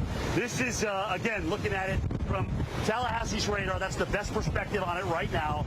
Dixie, Taylors County, Horseshoe Beach. And those extreme winds aren't throughout the whole radar reflectivity. In other words, if you go to where we are or go back to Apalachicola, you're not going to get those extreme winds. All right, you're outside, way outside the eye wall. We're going to get tropical storm force as we have, maybe a hurricane force gust. But the problem is it's still pushing the water on the coast up through the Big Bend. And that's why the surge is coming up. Let me show it to you. All right, Brad, come on over. Again, guys, going and looking at the gauge, you can see it coming in. It's still coming in, even with the storm center now moving away from So we're seeing it slowly go about 55 miles, 56 miles off. It's at its closest point to Cedar Key right now. And you can see the waves just coming in. Let's go over and show everybody this wave thing again, guys, because this, think about it. When you have a land-sea interface, you have a seawall and whatnot, you know, that kind of can break the waves. We know that. We've seen that on jetties and things like that. But now you're kind of above that seawall, right behind our building here at the Coastal Biological Station. And now you can actually see the waves rolling in on top of the surge. That's what causes the destruction. That's what we're worried about, because if you look at everything now, hang in there, Brad, you know, you're looking at the winds here gusting to about 50, 70 miles an hour from time to time, and we're probably getting a little Bernoulli here. We're getting affected by the wind closing in on us. But either way, it's that wind and that water and those waves that cause the destruction. And we're maybe halfway through the surge right now, if we're lucky, but the forecast is for 12 to 16 feet. And we're probably closing in on what we had with Hermine. And Hermine was a Cat 1. All right, so remember that. We're going to get higher surge here than what we had with Hermine. We know that. And that's going to threaten some of the buildings across the street here on 1st Street. We're starting to get a little light now. You can't see much. If Brad pans up, maybe changes the iris a little bit, you can see a little bit of the definition. Trees are still standing. We don't have power. We have not had power for a while now. It looks like at least most of the tin roofs here, except for that one. Brad, do you see the third one over? There's a little flapping going on out there. I don't know if that's no, that's the roof. That's the roof. So there's a little peel back on the top of that roof that we can see there. But now go left, Brad. Now go left past that lanai, and you can see out beyond the tree and some of those waves crashing in. That's what's hitting the seawall. So we have not got the full brunt of the waves yet. We have not got the full brunt of the waves yet. Those are still coming up. They're hitting a little bit of that interface I talked about between land and sea. And once they get above that, which we think they will, with the kind of water rise, we could easily see, you know, more waves and more destruction. And that's what we're here up high at 20 to 25 feet to show you. Well above the surge in a building that was built to withstand a Category 4 hurricane. It's not going to withstand the surge. We knew that. We knew water was coming in on the first floor. But we're in a concrete bunker up here about 23 feet right now. We got another level above us, which is up over 30 feet. So we know we're not going to get into this. But here's the deal. What we're going to watch for as we go through the rest of the morning is just how battering these waves and surge components are going to be. Are they going to be enough to take down structures like we have across the street, okay, that are starting to see the water rise now, and start to throw that debris around? That's going to be something that we'll be watching for this morning. Let's hope not. Either way, I'd be surprised if water wasn't getting in that building. Be safe, everybody.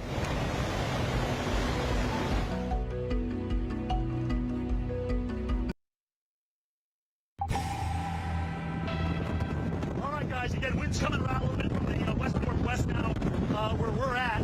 Heck, I'm going to lose that. But I want to show you what's going on again. The surge continues to come in. We're almost at the level that we were with Hermine back in 2016. But look at this. Look at this. Just rushing in here. Absolutely incredible amounts of water. Now over halfway up the shore. But here's the difference.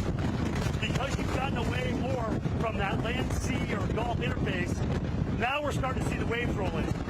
All right, and there are bigger waves than that, and that's what does the damage, the waves on top of the surge, and that's what's starting to come in. But we've also had even the winds, you know, and tropical storm force, maybe minimal hurricane. I haven't checked the top, but we've got some roof damage. All right, let's show the roof here, about 2 doors down, 3 doors down. You can see it flapping around there. It's a tin roof, and there it goes. So there's likely water getting in to that structure. We've lost power now for about an hour and a half, and we're not going to get it back certainly anytime soon.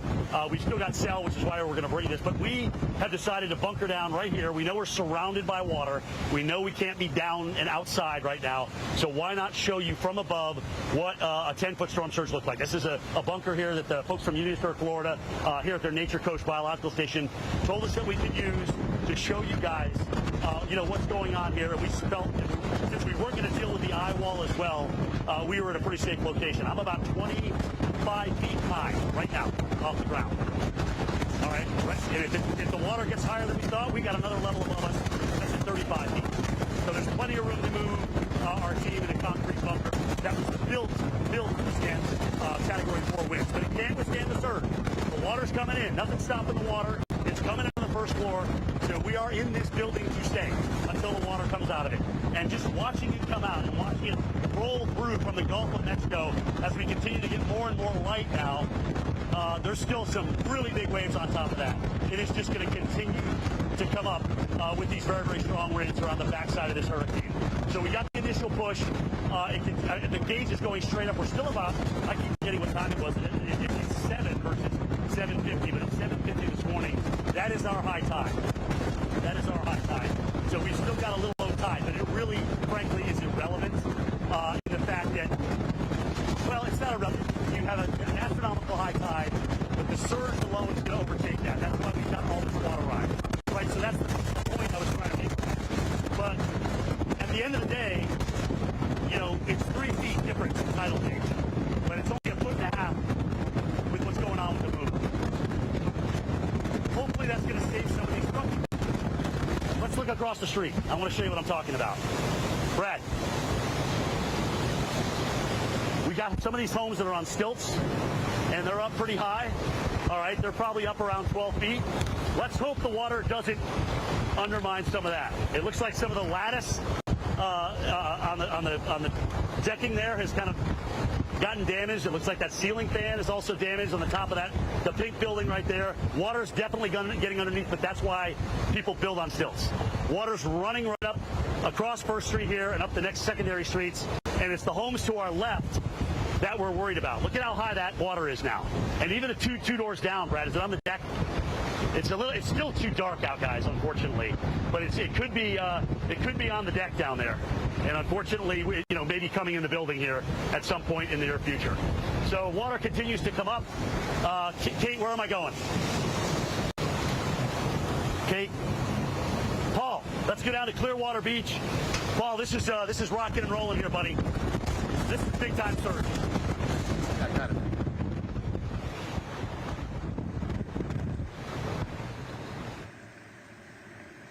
Hey, Jim, we're here in Clearwater, and we're still in one of these outer bands, just kind of pushed up. That's where the strongest rain, strongest winds are. I just checked. Water is actually up about 6 feet here in Clearwater Beach, according to the last gauge I saw. And we're standing a stone's throw from Gulf View Boulevard here, and it's part of the Gulf right now. We had to kind of abandon this kind of building. Not quite sure if you can see past this tree, where we were earlier, about, say, 20 minutes ago, because the waves were now crashing up and over where it was, which is typically, you know, 60, 70 plus yards from the Gulf. I'm actually seeing huge waves now crashing on shore, and a couple of days ago it was Lake Smooth. So now we're seeing these outer bands where the strongest winds are, strongest weather are, helping to push this water farther and farther in. So we are continuing to retreat. And yes, even though Idalia is now a Category 3 hurricane, and it's well past, the center is well past here in Clearwater Beach and the Tampa Bay area, we are still getting major impacts of the surge, and will continue to do so as we head throughout the day. So, yeah, we're seeing huge waves, huge push of water. This part of the street was actually dry, or I should say dry, but it wasn't covered in water just 20 minutes ago. Hence, we were allowed to come over here because we're still running from the surge, and that's what you have to do. We're still about, say, 20 minutes away from sunrise here. It's getting lighter here, and as people in the metro area are waking up, this is not the time to go drive around and survey the damage, because the damage is yet to really peak here, as this water, the surge, has yet to peak. Again, high tide coming up around noon today, so we still have hours to go of a water rise and hours of this onshore push of the wind, which is pushing the water and creating waves coming on through here. So it continues to be a developing situation well away from the center of this, in the process of making landfall of that center. And Jim, you guys, I know you're getting in some of the stronger and stronger winds now as Idalia continues to move closer to Cedar Key, where you are. Are we down from 140? 125. I know that. Was it 140 at one point? All right, guys, we're looking at this gauge. It's sitting here at 125.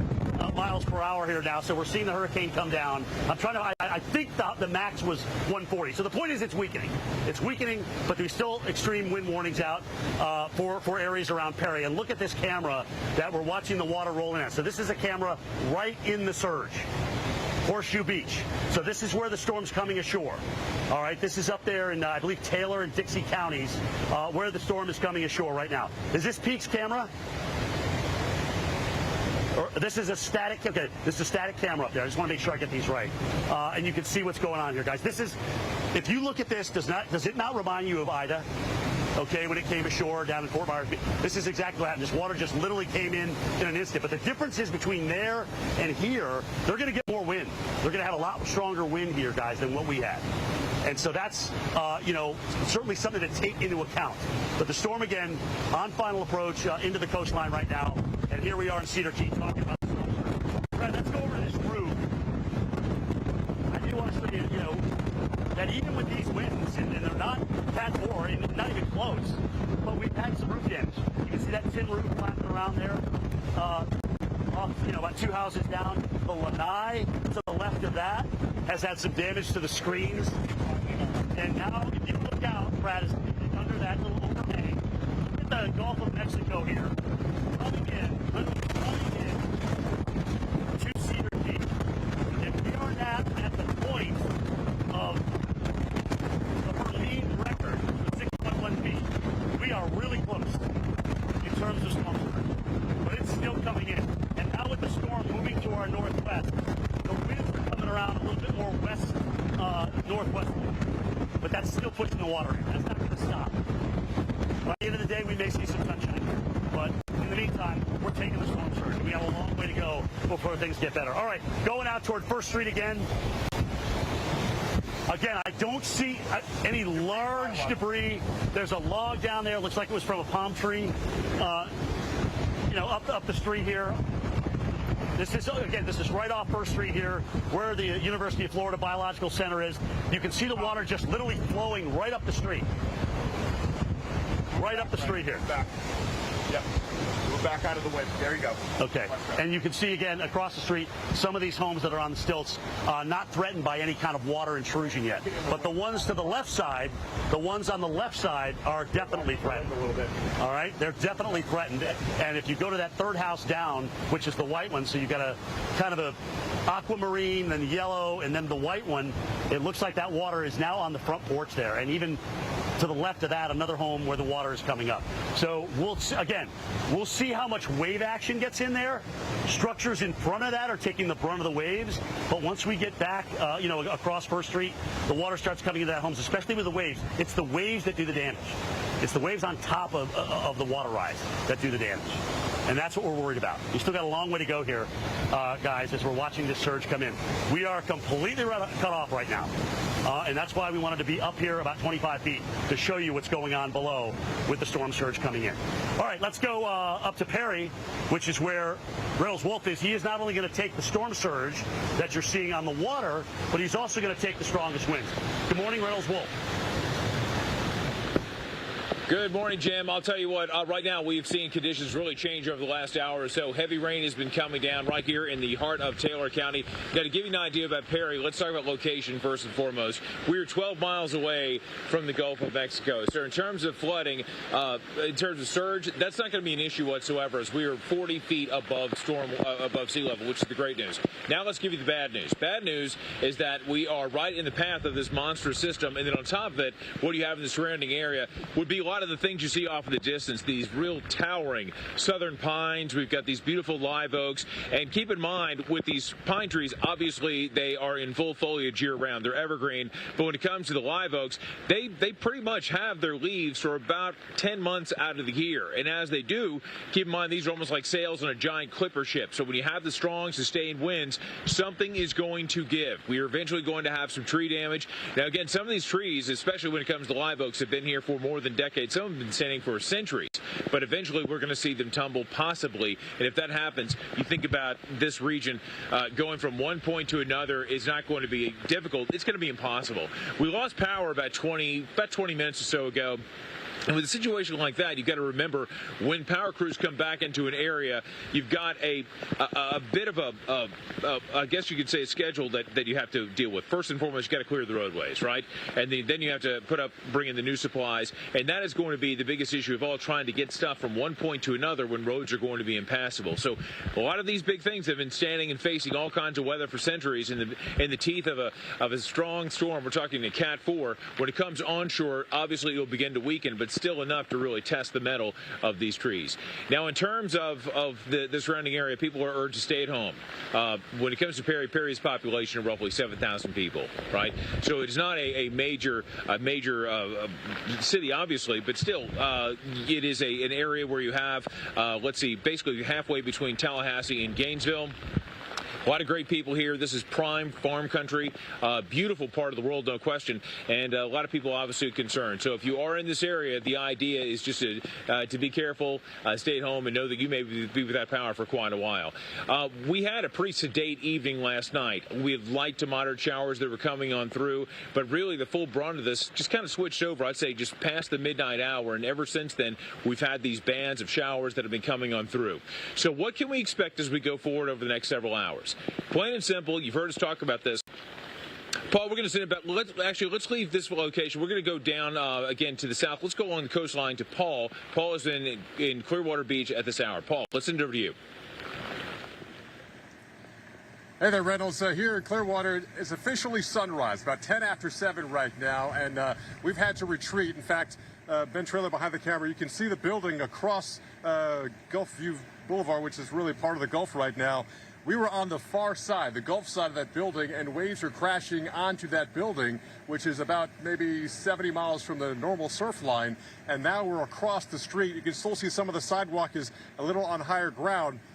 This was not covered, not engulfed about 20 minutes ago. So that's why we keep retreating, as we're still dealing with one of the stronger outer bands of rain and wind coming in here. We still have to remind you that we're under a tornado watch here, so don't be surprised to see more tornadoes spin up here all across parts of central and northern Florida.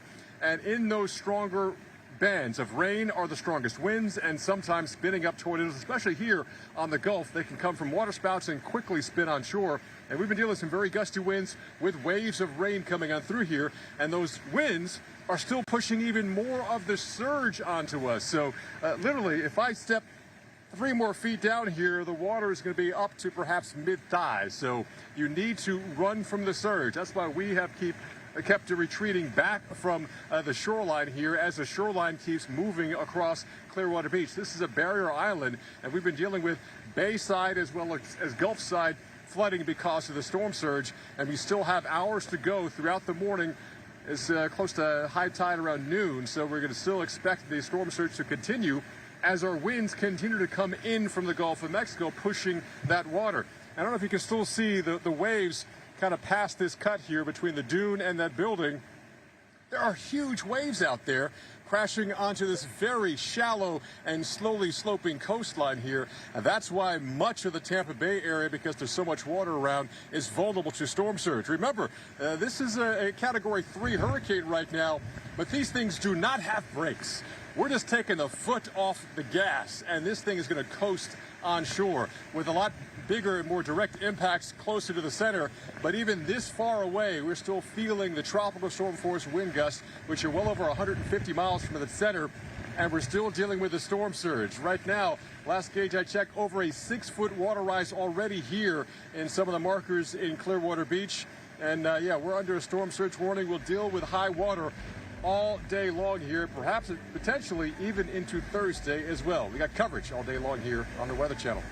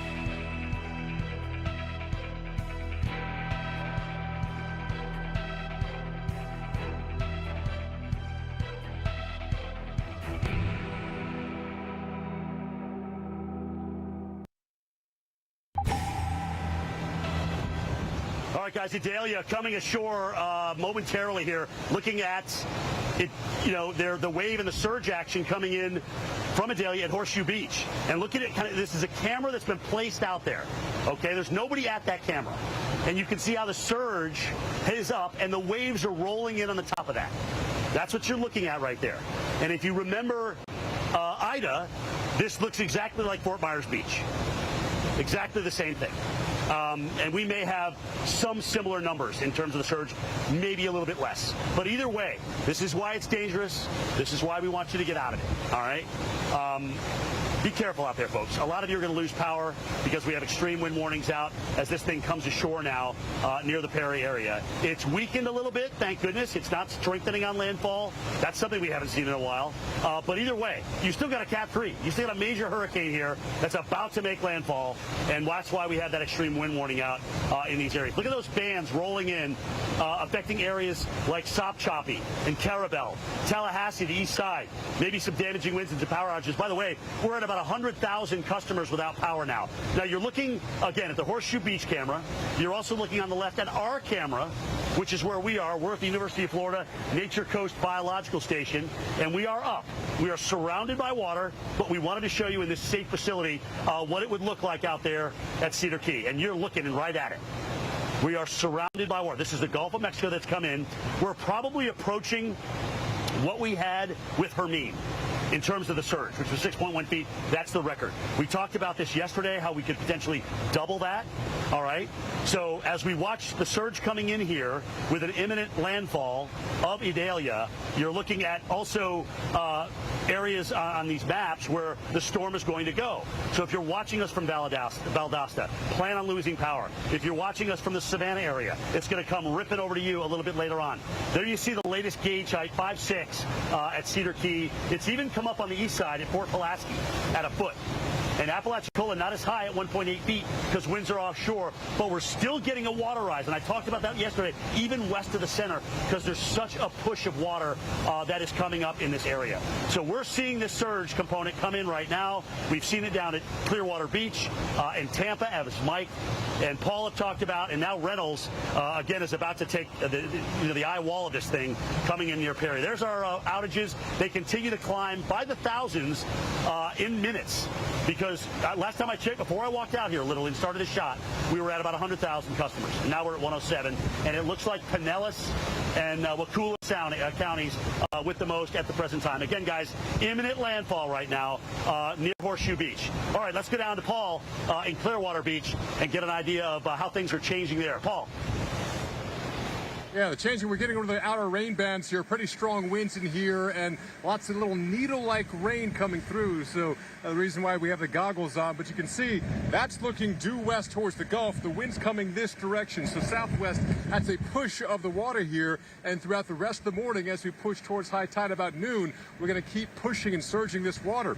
If Ben Trailer behind the camera, you pan over to the right, that's the building we were at about an hour ago. We had to retreat because the waves now were lashing at the Gulf side, the left side of that building, and that's where we were shooting from right before the sun was coming up, and we had a lot more dry or water that land that wasn't submerged to cross over to get to this high ground here, and the water continues to rise. So even well away from the center, even as the center begins to make landfall, we are still dealing with the storm surge, the push of the water, the push of high tide, the fact that we're close to a full moon, a super moon. That's going to really exacerbate the flooding concerns here across the Tampa Bay. The sun is up now, or I should say it's brighter than it was. Officially sunrise about 7:09 a.m. this morning.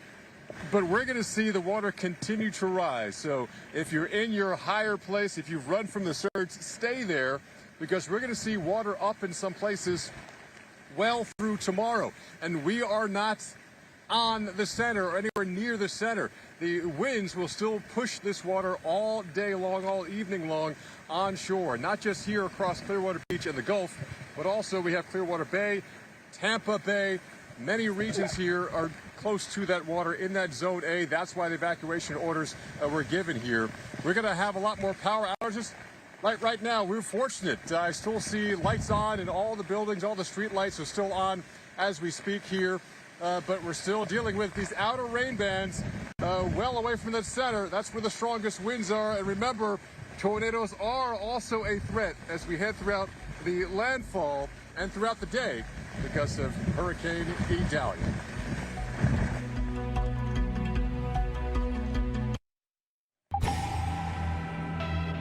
Welcome back to the Weather Channel. Meteorologist Paul Goodell live in Clearwater Beach, Florida. We're getting one of the outer rain bands of Hurricane Idalia lash the air. That's where the strongest weather, the winds are. But we're still seeing the onshore push. So our water is up 5-6+ feet right now and going to get higher throughout the day. But we're well away from that center. That center is heading towards Perry, Florida, and they're under an extreme wind warning right now.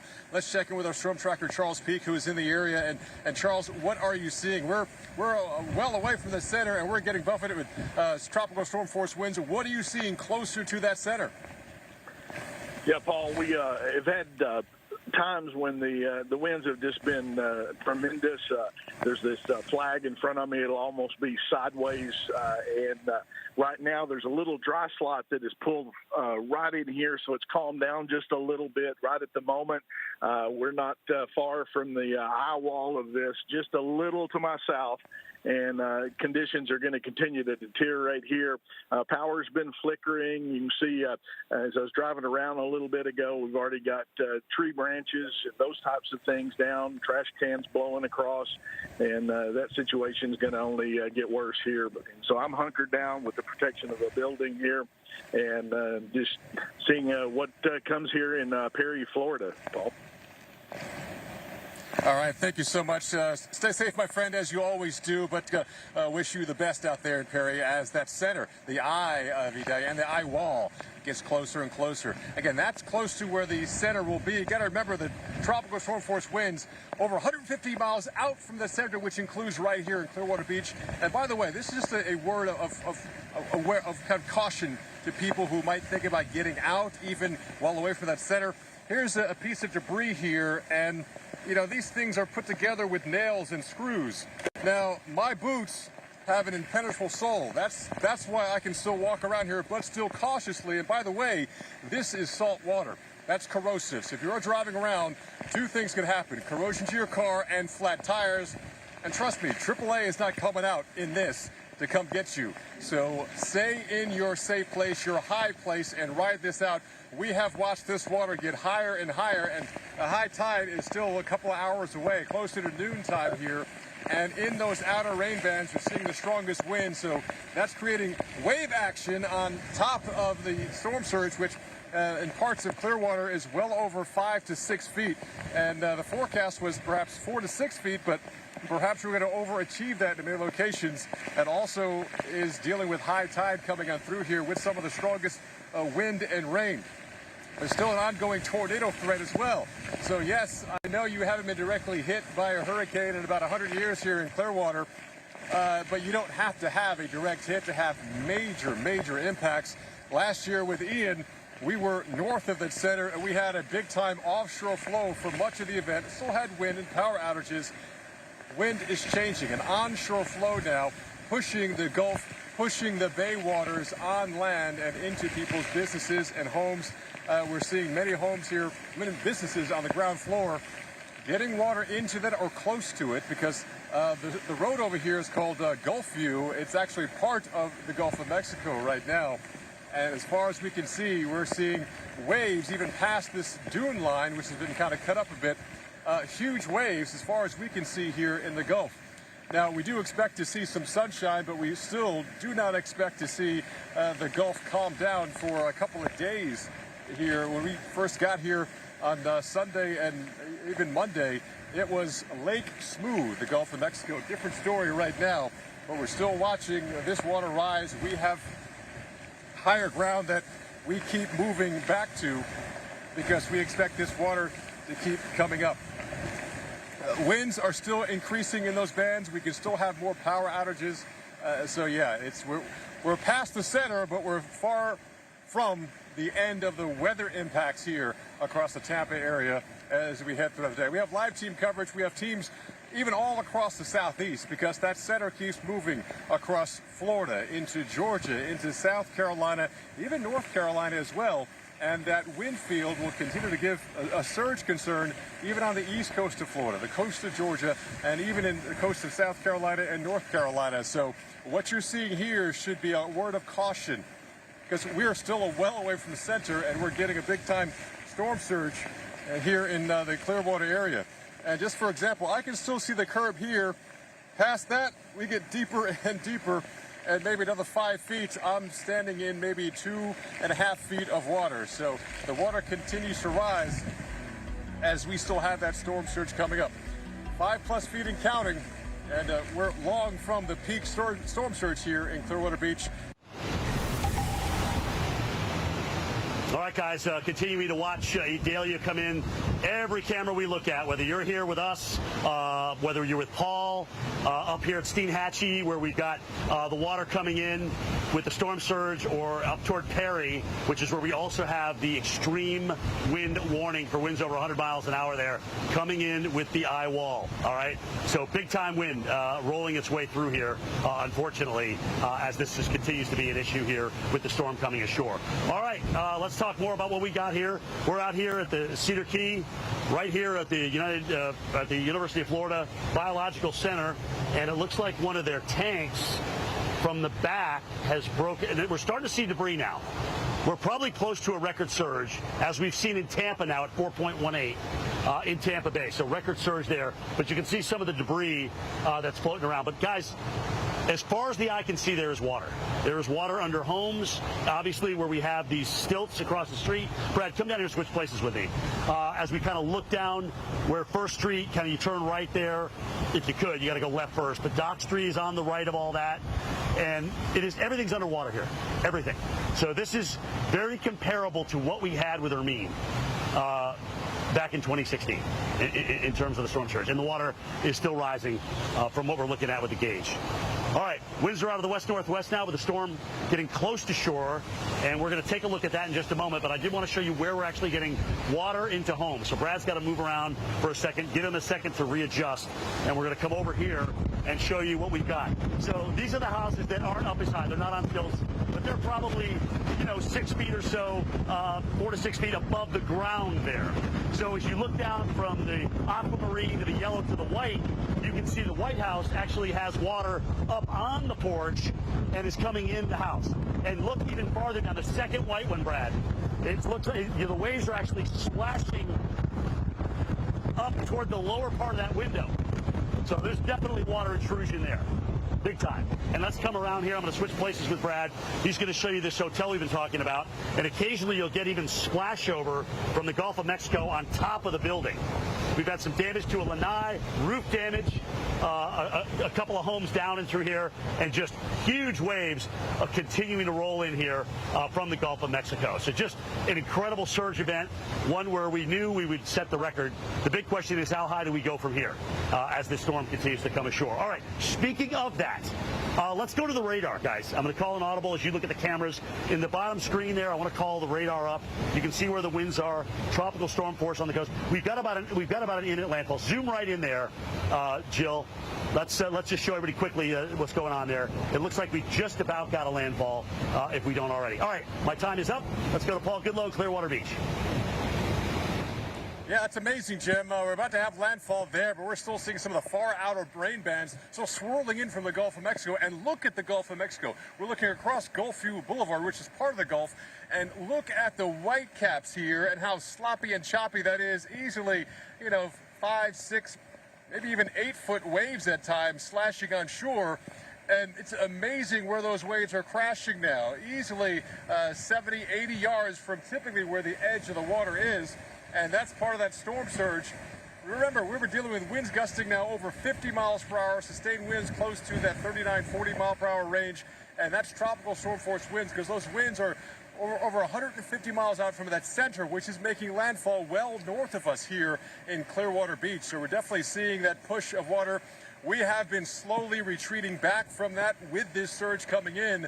And even with landfall, the surge is not going to stop coming on shore. So even though, yes, we dodged the center, we're not dodging the weather impacts with this system at all here in Clearwater Beach or rest of Pinellas County, the Hillsborough County, the Tampa, St. Pete area is going to be in this throughout the day and into tomorrow, as well as we still have this flow coming on shore. So we're getting close to landfall. Now, Hurricane Idalia is now a Category 3. It was a Category 4 at peak intensity. We're not putting the brakes on. We're taking the foot off the gas. So we have a lot of activity, a lot of energy, a lot of wind, and even storm surge coming in close to center. Let's head to Reynolds Wolf, who's going to be in the midst of that, some of the strongest impacts with us up towards Perry, Florida.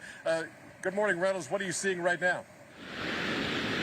What we're seeing are the effects of what happens when you're away from the coastline. We're 12 miles from the beach, and we just had a very large tree fall on part of the structure of this building where we happen to be staying. Leaves have been coming down, a lot of heavy branches. Some of these, I mean, just towering. You'll have a gust that'll come through that'll catch in the uppermost branches. Pardon my language, but all hell breaks loose. You'll see these big, huge, again, just tremendous branches with very, very, very thick in terms of diameter. They can tend to come down with a thunderous crash. And my goodness, this is what we're going to be seeing, not just this spot, but up and down the coast. Remember, even though it may be beginning to weak, once it comes on shore, it still poses a tremendous threat. Now, we are in beautiful farmland. You've got a lot of rolling hills and trees and all kinds of livestock. For people that happen to be in the path of this, please stay sheltered in place. If you get outside, walk around, you may be subject to the strong winds and the damage. Coverage continues. Coming up in a few moments, this is The View from Perry, Florida.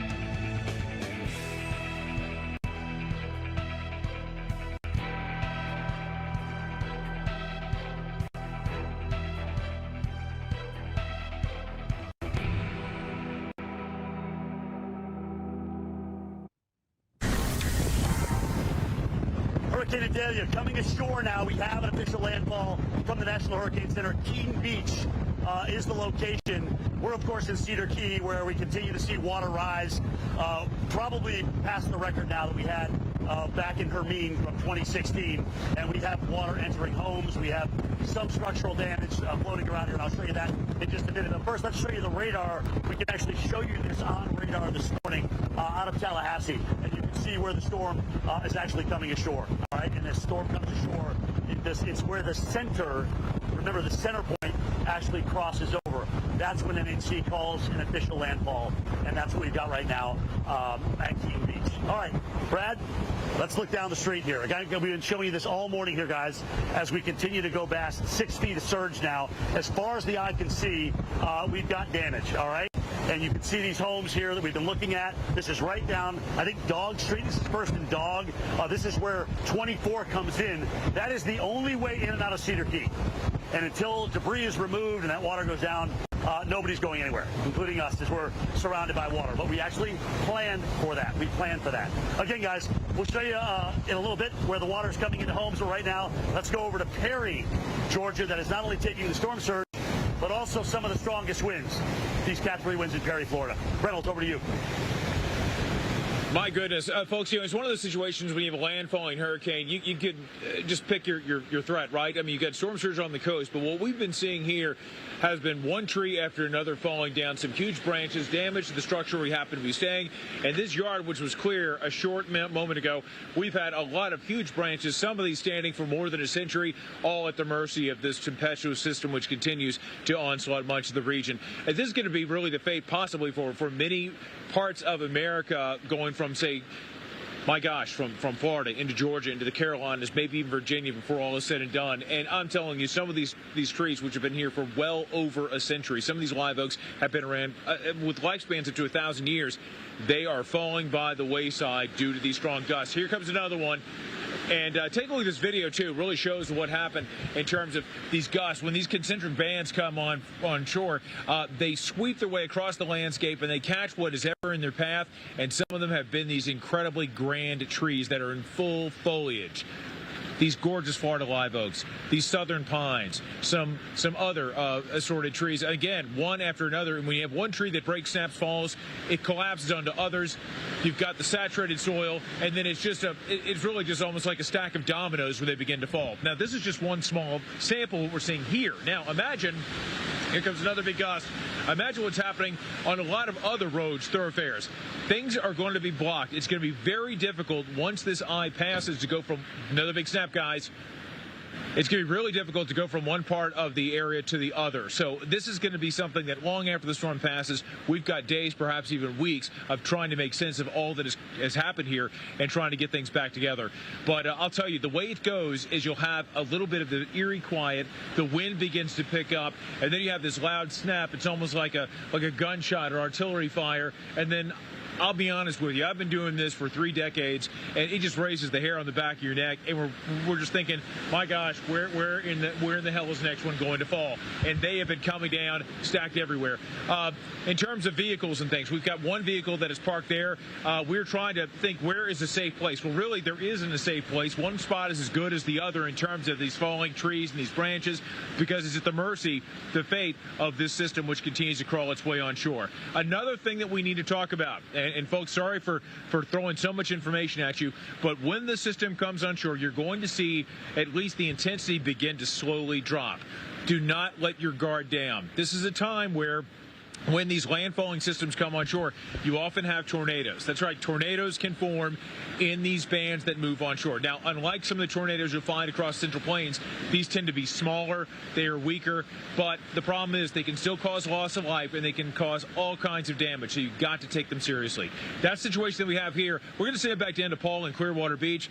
Paul, anywhere you go, you're seeing the impacts of this monstrous system. Let's send it back to you, my friend. For sure. Be safe up there, my friend, there at Perry, Florida, close to where that center will be. We're here more than 120 miles from center, and we're still dealing with tropical storm force winds here in Clearwater Beach. We're still seeing some lighter rain, but the wind continues. Take a look at the Gulf of Mexico. It was lake smooth earlier. Now we're seeing huge waves still crashing here. Our winds were from the southeast and then south overnight, then changing just before daybreak to southwest, and that's an onshore push. And we've seen that kind of surge begin. We're easily 5 to 6 feet above the typical sea level here already here in Clearwater, and we are not done. High tide is coming in just before noon, and it's not a normal high tide. It's called a king tide. We have a super moon, so the moon is pretty close to the earth right now, and we're going to have an increasing or higher than normal tide, but we have the storm surge, so that's going to even be a bigger concern. Yes, we're still in some of those outer rain bands. That's where the strongest winds will be. But we're going to be in this all day long. Again, we're more than 120 miles from the center, but we're still dealing with storm surge for much of the day here in Clearwater Beach. Coverage all day long here on the Weather Channel.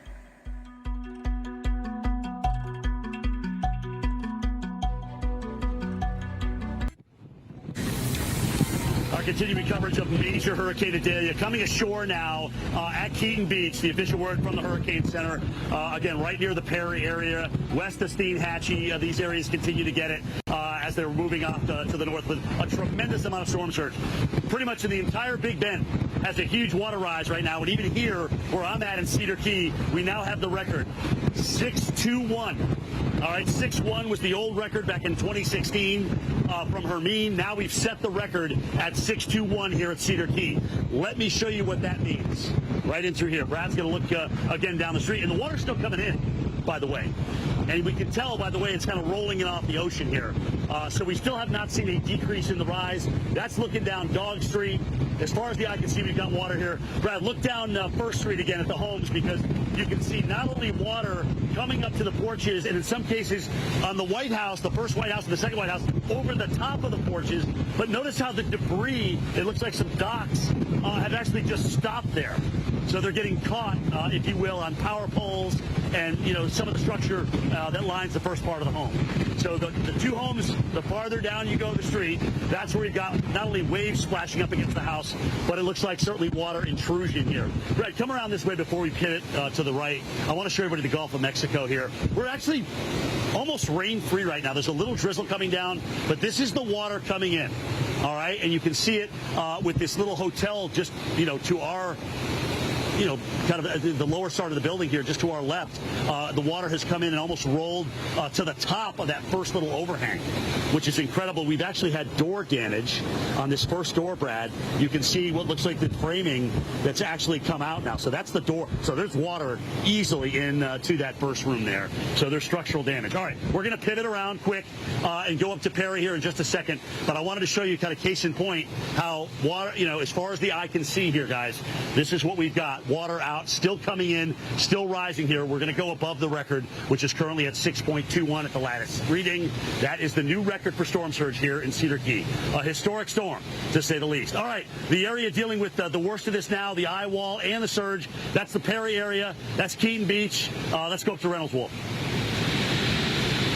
That's right. And I got to tell you, this hour, the knees are knocking and the trees are rattling at this moment. I'm here on a porch of a house. We're protected overhead here with Austin Anderson, Melody Taylor, and producer Joe Farrell. And every time we hear a snap, we kind of give each other a look, and then we see something fall. And my gosh, in the last 20 to 30 minutes, we've seen one large tree after another falling. Stack of dominoes, one after another after another. This yard was pristine a short time ago, but you're seeing what happens when you have a major landfalling hurricane well inland. Now, this is a situation that you have to remember. Millions of people are going to be dealing with this, and this is just what we're seeing in front of the camera. I can't imagine what is happening a half mile up the road, what could be happening 3 miles, 10 miles away from here. And remember, we're out of power. And here we go, guys, another big gust. Sakes alive, my goodness. Yeah, this is what we're talking about. This is why when you have these widespread power outages and people are trying to get things back together once this thing passes, roads are going to be impassable. This is Exhibit A as to why and how that can happen. We still have not dealt with the full eye of it, but we are expecting both sides of it to possibly march through this landscape.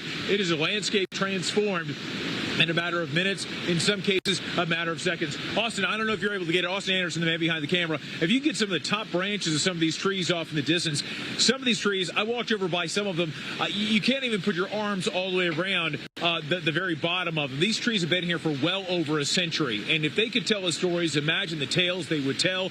But good heavens, what we're seeing here, sakes alive. All right, guys, look out. That is why we're not standing outside. That is the reason why. I mean, you can wear, you can take whatever precautions you possibly have, but if you're out there and one of those things lands on you, I mean, you are crushed like a bug. Very dangerous times. If you can, this is why we tell you to shelter in place. Be in a safe location. You know, we haven't even dealt with the full eye of this. We still have a long way to go. As we often say, this is not a sprint. This is a marathon that we're dealing with. All right, so off in the distance, you'll see the edge of a pasture. That extends some 10 acres off to our south. Here we go again. This is how it goes.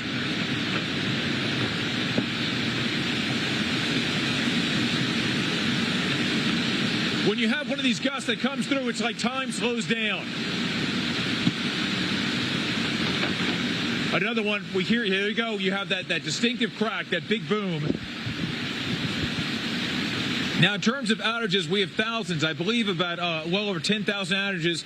And you have to remember, when these crews come back in and they try to make things right in terms of trying to fix the power outages, the big problem you have is first clearing the roadways. And what a job they have in front of them. It's going to take a very long time. There are places that could be without power. I'm not saying for days, possibly for weeks, because people are going to have to clear those roadways. Trying to get supplies in, it is going to be a monumental task. It truly will. Despite the advancements of technology, we are at the mercy of all that nature dishes out, and nature is showing her power on this morning. Here we go again, another crack. We just had a large branch that just hit the top of our structure. This is our little fortress here this morning. There we go, another break. There we go, Austin. I don't know if you're able to capture that one. Absolute punishment. Absolute punishment, and we still have a lot more that's on the way.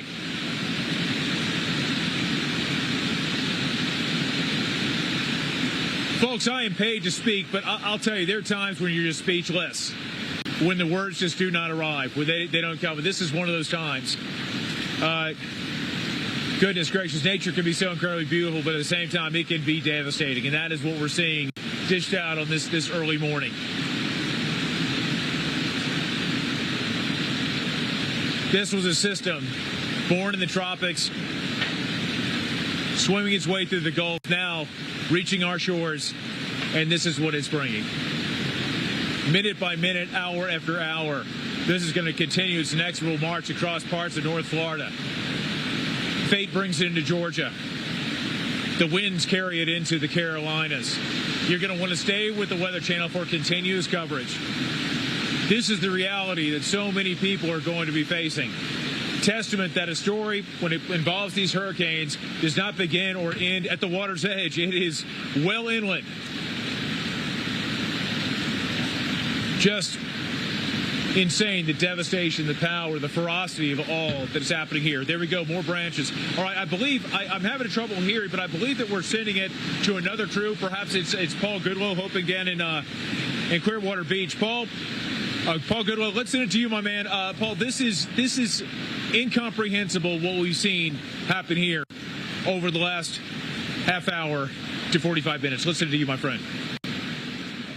So much more to go, Reynolds. I've been where you are. There's two sounds that make the hair on the back of your neck stand up. That's the sound of tires screeching and metal crunching with car accidents, and the sound of wood splintering and cracking, like the tree are right now in Perry, Florida. So your team stay safe, like I know you are. But that's the center of Hurricane Idalia, a Category 3 hurricane, peaked at a 4.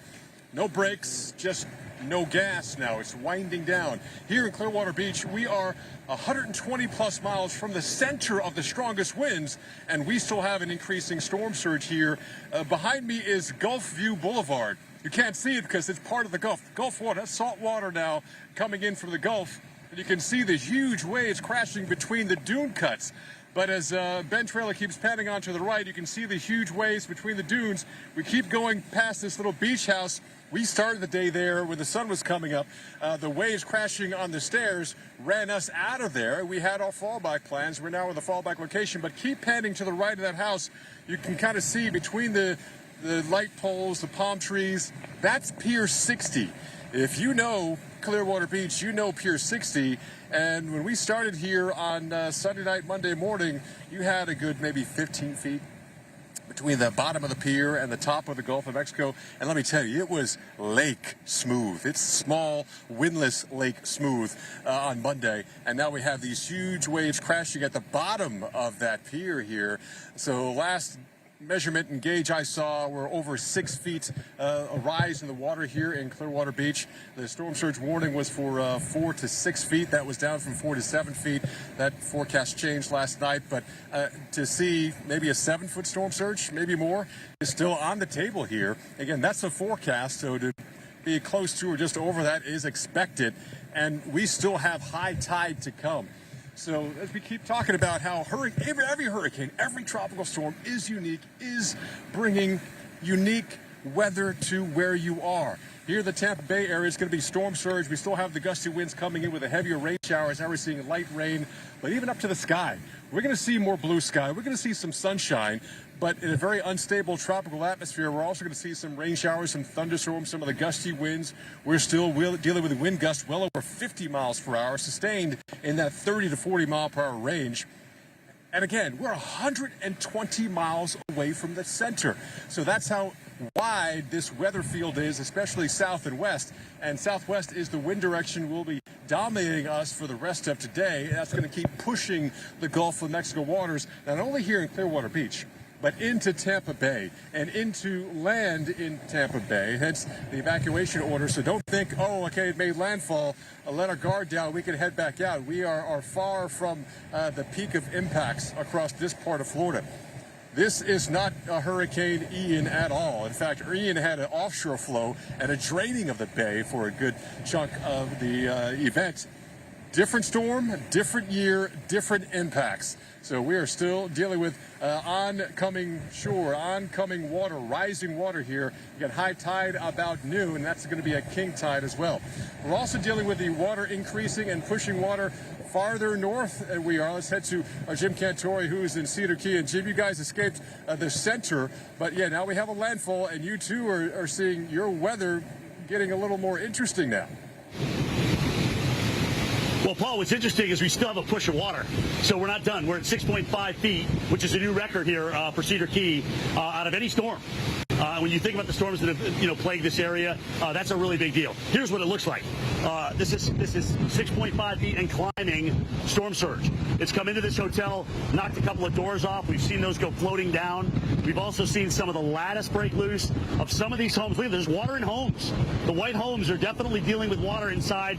And the farther down we go, you can see it splashing up against the windows in the front. So, that kind of splashing, that kind of push of water could easily break a window. We don't know if they're broken. We're far enough away we can't see all that. But this is the Gulf of Mexico coming in with this west-northwest wind now with the storm to our northwest. It's not getting any closer. The winds aren't going to get any stronger. We have peak gusted here, I think, at 77 miles an hour. And we could certainly see that again. But that, we've been strong tropical storm and hurricane force with these. You can see roof damage to that tin roof. We've got some lanai damage in through here, but it's really all about the surge as far as the eye can see. So we're going to spin around and show you some of these homes that are on stilts like we are. We're up 23 feet. They're up probably 12, 15 feet. So we're nowhere near that 12 to 16 feet at this point, but the water's still coming up. You got to wonder how high it's actually going to get. Structurally, yes, we've seen structures, docks, some pilings coming through. Some of the marine buoys, then their signage has come in. But other than that, some trees, and that's about it where we are. But that doesn't mean other areas haven't seen extensive damage. All right, guys, let's go up to where the center's been and where Reynolds has gotten a good idea what cracking and breaking trees sounds like. Reynolds, you're right, dude. That makes the hair on the back of your neck stand right up. Just one crack. It is something I've never seen. Jim, there are times when you read about history, and there are other moments where you live it. What we're seeing this morning is ridiculous. I mean, the wind just comes in with just this ferocity that I've never experienced, and when it catches the uppermost branches of these trees, I mean, it is just it's indescribable. We've seen one tree after another fall. And here comes one more of the gusts. I mean, your visibility goes from a couple hundred yards to almost a whiteout at times, just due to the water, the debris that continues as a cascade from right to left across the screen as you're seeing it at home. This is why we tell people that you want to be inside, you want to be away from the walls, the windows, get into the centermost part of your house. I'll tell you, we are in a fairly safe location, and I say that because when these trees come down, some of these weigh so much. My gosh, when they hit anything, I mean, you're just at the mercy of the fates.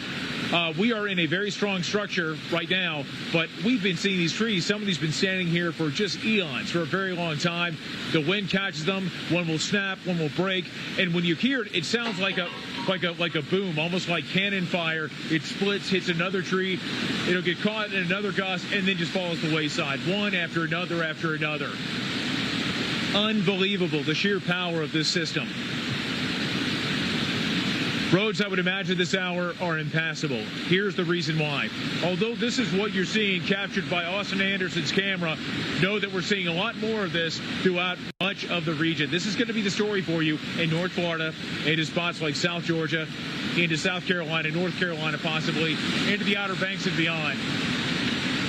Remember, this is a wounded beast, but it still carries a lot of danger with it. Weather continues. Weather coverage continues here on the Weather Channel. Be safe. We'll see you soon.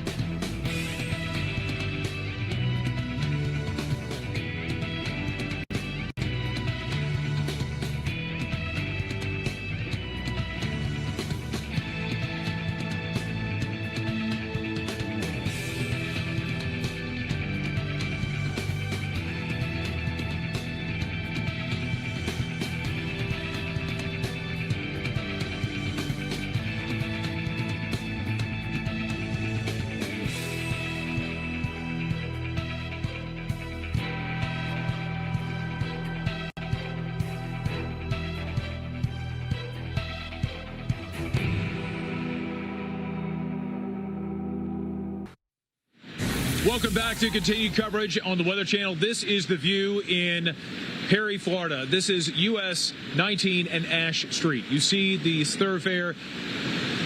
I got to tell you, folks, the traffic we're more concerned with is not anything on the roadways, but what's flying through the atmosphere, and that is this monstrous system that, for a time, was just a tropical. It was really just a tropical storm, now a major hurricane, and now it has, again, this area set in its path. Welcome back, everyone. I'm meteorologist Reynolds. We'll come to you from Perry, Florida. This area home to about 7,000 people. But what we're seeing this morning, and I'll tell you, I walked out there yesterday, there are roughly 50 live oaks. Some of these trees have been standing for well over a century. So collectively, we're talking about more than 1,000 years of life coming to an end in terms of some of these towering trees that have watched over these pastures for generations. All of really at the mercy of the frosty that has been spilling in from the Gulf of Mexico. Now, we are 12 miles as the seagull flies from the water's edge of the Gulf of Mexico. But as this comes on shore, it is dishing out some punishment. Incomprehensible. This lawn was clean, devoid of tree branches, but now you see a landscape that has changed, forever changed in this part of the world. The problem is this is what we are seeing just on our camera. But this is going to be a theme that we're going to see that will spill over much of North Florida, into Georgia, the Carolinas, and beyond. You can hear the wind at times. It sounds almost like a dull roar. At times, it's almost like a high-pitched scream.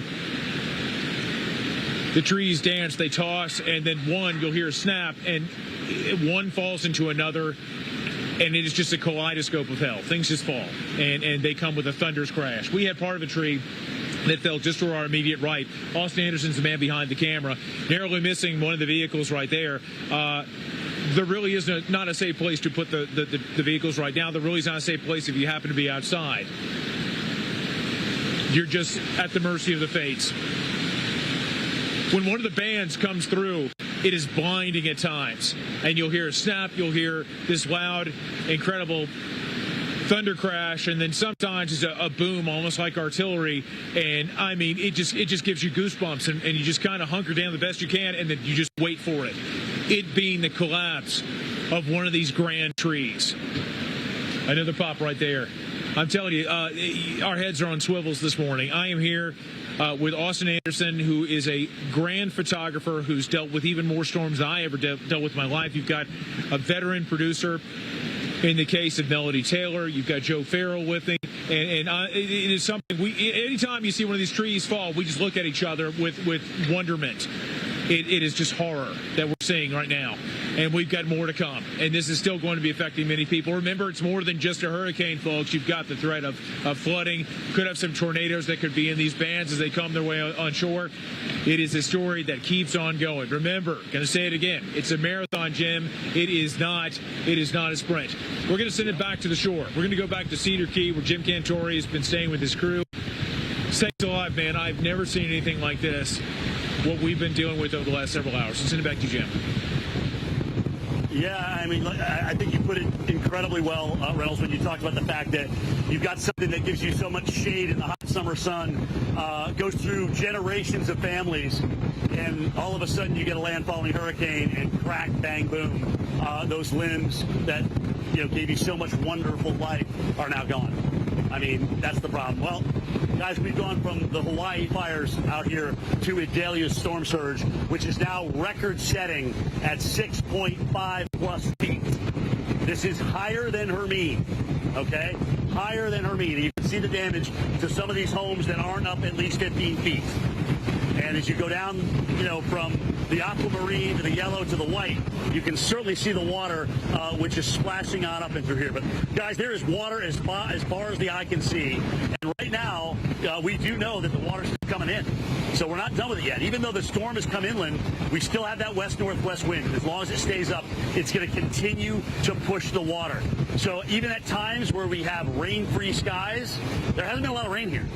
But we have had a tremendous amount of wind. And as I mentioned, it's water as far as the eye can see. Down under these pilings here, it's come through onto 2nd Street. So you got 1st Street, 2nd Street. It's come up that far. Our vehicles parked at about 20 feet above sea level. So we're feeling pretty good about that. And here in this bunker that we're at the University of Florida's Nature Coastal Biological Station, we are surrounded by water, even water into the 1st floor. But we're up high, which is where you have to be in a safe structure for storm surge.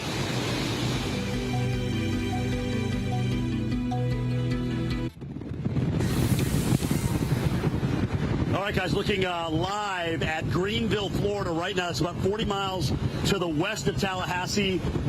Slow go for traffic. Oh, I'm sorry, east. I'm sorry.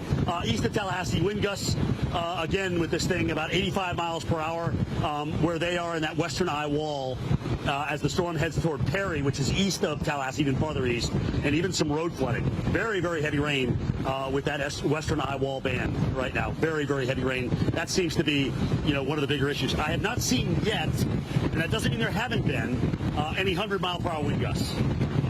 This thing started collapsing a little bit as it came ashore. Thank goodness. We've seen too many of these intensify upon landfall. This one was not. It was actually weakening a little bit. So hopefully that continues to play a role, and we continue to see a rapid weakening. But, as Reynolds has attested to, the issues have been plentiful, especially in the Perry area because of what's going on with the damaging winds that live oaks. All right, guys, here's the Gulf of Mexico coming right into Cedar Key. The Lanai busted up. The water's coming right into the pool area there. If you look at that small building, you occasionally see it kind of bobbing up and down a little bit. So the water is more than likely just sitting on a concrete slab. So it's probably, when the waves come in, if they stay sufficient enough, they are kind of causing it to go up and down. The structure itself is still there. The hotel below us here, you can see what's going on, where the water has come up. Again, we're record setting here at 6.5 feet. Brad, let's go to these homes, because this is where we got not only structural damage banging up against the homes, but likely water intrusion. Okay, there's no doubt you're getting water into at least 2 of these homes. The third one, the yellow one, you can see it lapping up on the porch, so I can't confirm that. Probably a slab or a very small crawl space underneath it. And then so far, the water has stayed off the front porch with the aquamarine home. So you can tell you actually get, a rise in topography there. But speaking of that, as far as we can see, this is 1st Street and Dog. This is where 24 comes into Cedar Key. If you just follow it straight down and a street or two, you come right into Cedar Key. This is about 100 yards from the Gulf of Mexico. And where we are, of course, is sitting about 25 feet up right now at the University of Florida Biological Center for research. And they were nice enough to let us use this. This building was built to stand a Category 4 hurricane, and we felt like, wow, we're not going to get the eye wall, so why not be able to show everybody the surge? And that's what we're doing. So far, we're kind of settling in around 6.5 feet. It's fine with me. We could still go up. The forecast is for 12 to 16. We'll just have to see where it winds up by the end of the day. But as far as the eye can see right now, we have plenty of water out there. Plenty of water. Where you're up on stilts, the interior part of your structure looks pretty good. And that's what we're looking at across the street here at First Street. All right, guys. Perry, Florida, taking the western eye wall right now. Let's go to Reynolds Wolf, where he has certainly seen the crackling of beautiful live oaks throughout the last hour of his live shots. Reynolds, take it away, brother. Absolutely. Sorry, guys. You're supposed to stare at the camera when you go into a live shot, but we've been moving with our heads on a swivel because of what's happened out here. We keep seeing one branch after another, one entire tree after another, just falling with frightful rapidity. We are near the eye wall, and every now and again, you'll have a powerful gust that'll come through. Winds around 60, gusts up to 85. I'm thinking possibly even stronger than that. And when they catch the uppermost branches of some of these trees, something has got to give. And unfortunately, what falls are some trees that have been standing for well over a century. These trees, these live oaks, they hold on to their leaves. Oh, wow. I apologize for the interruption, but every now and again you'll hear this huge pop, this big crack, and you just kind of look around and see what is falling and where it's falling. That's the most important thing. Big gust coming through. Notice a lot of the water falling from the heavens. It comes down, catches the uppermost branches, and goodness sakes. This is the reality in Perry, Florida. This is what we are dealing with at this hour. Folks, I beg you, I implore you, stay inside, away from walls and windows, find a safe place, and I will tell you there will be plenty to see by the time this thing passes. When it passes, you've got a whole other part of the story. We are now being treated to open sky, another big crack, another tree falling, one after another. Absolute punishment. To our friends that may be tuning in other parts of North Florida, into Georgia, the Carolinas and beyond, this is what may be coming in your direction. Remember, as the winds begin to die down, you will still have a lot of danger, possibly tornadoes, rain-wrapped, as this system continues to chug its way inexorably across parts of the Deep South. Coverage continues on the Weather Channel. Be safe, make good decisions, and we'll talk to you on the other side of this commercial break. We leave you with this live view from Perry, Florida.